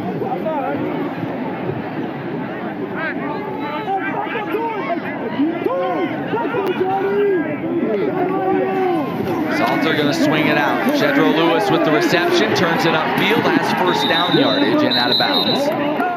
Inside the 15. It is so quiet in here, you can literally hear the players' conversation between each other on the field. You might be having a conversation with those people on the cell phones. So first down, under a minute and a half to go. So, honey, where are we going for dinner? Salter hands it off. Lewis, little stutter step, lowering the shoulder inside the 10.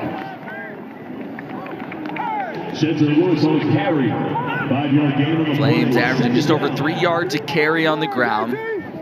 As Liberty just now going over 300 yards of total offense. Well, let's see if Liberty can punch one in here, and on a good note. I don't know if there's any good notes with this game, but. Salter, give again, Lewis. Fighting his way down to the 5-yard line. Will bring up 3rd and short. Kai Miller on the tackle.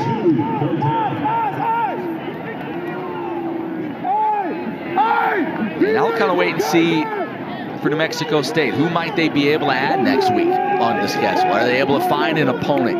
It was it San Jose State? Is that who they had to cancel the game? San Jose State, they had to cancel their October 22nd game. So I know they're trying to get an opponent for next week to give themselves a shot at 6 wins. Salter, end zone, touchdown. Javian Lofton on the touchdown reception. And those that stuck around, the band included, has something to cheer about.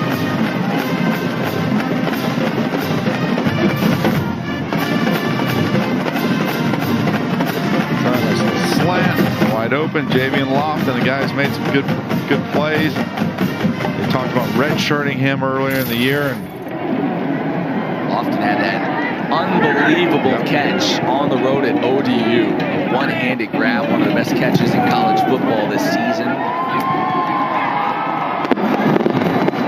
And Flames do get on the board again with 15 ticks remaining in this one.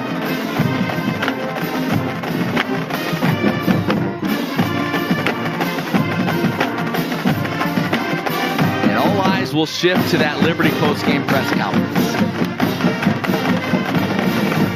Will come out of that with head coach Hugh Freeze talking. I imagine the very first question will be about his future in Lynchburg and what he has to say about the ESPN reports from this morning. Yeah, I'm interested to see what his answer is going to be.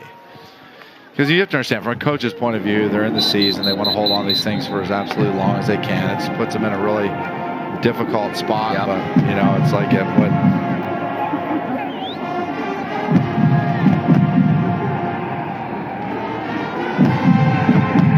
Making his way around to some of those seniors. 20 of them for the Flames here today.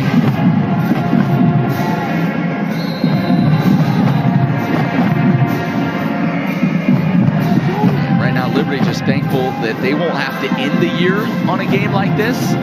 They'll have an opportunity to go to a bowl game and maybe end it on a more positive note.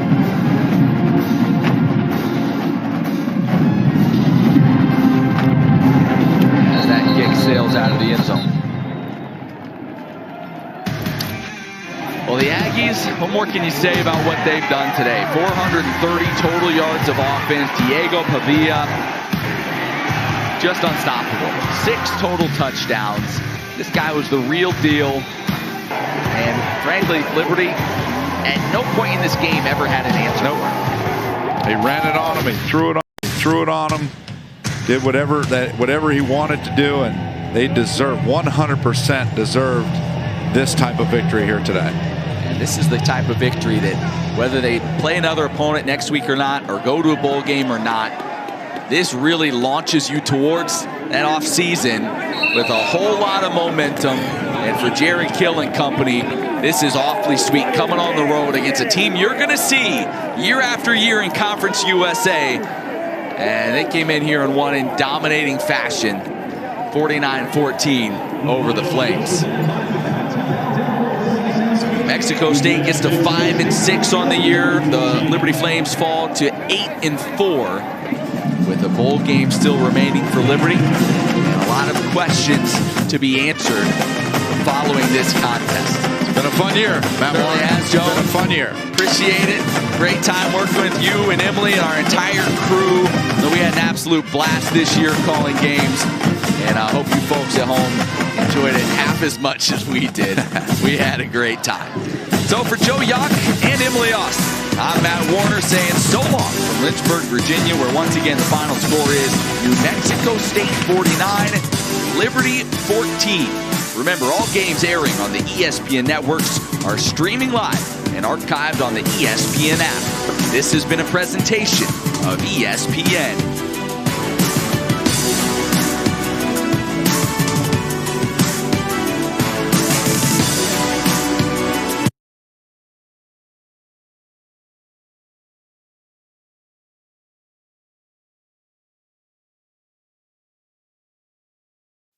At Charmin,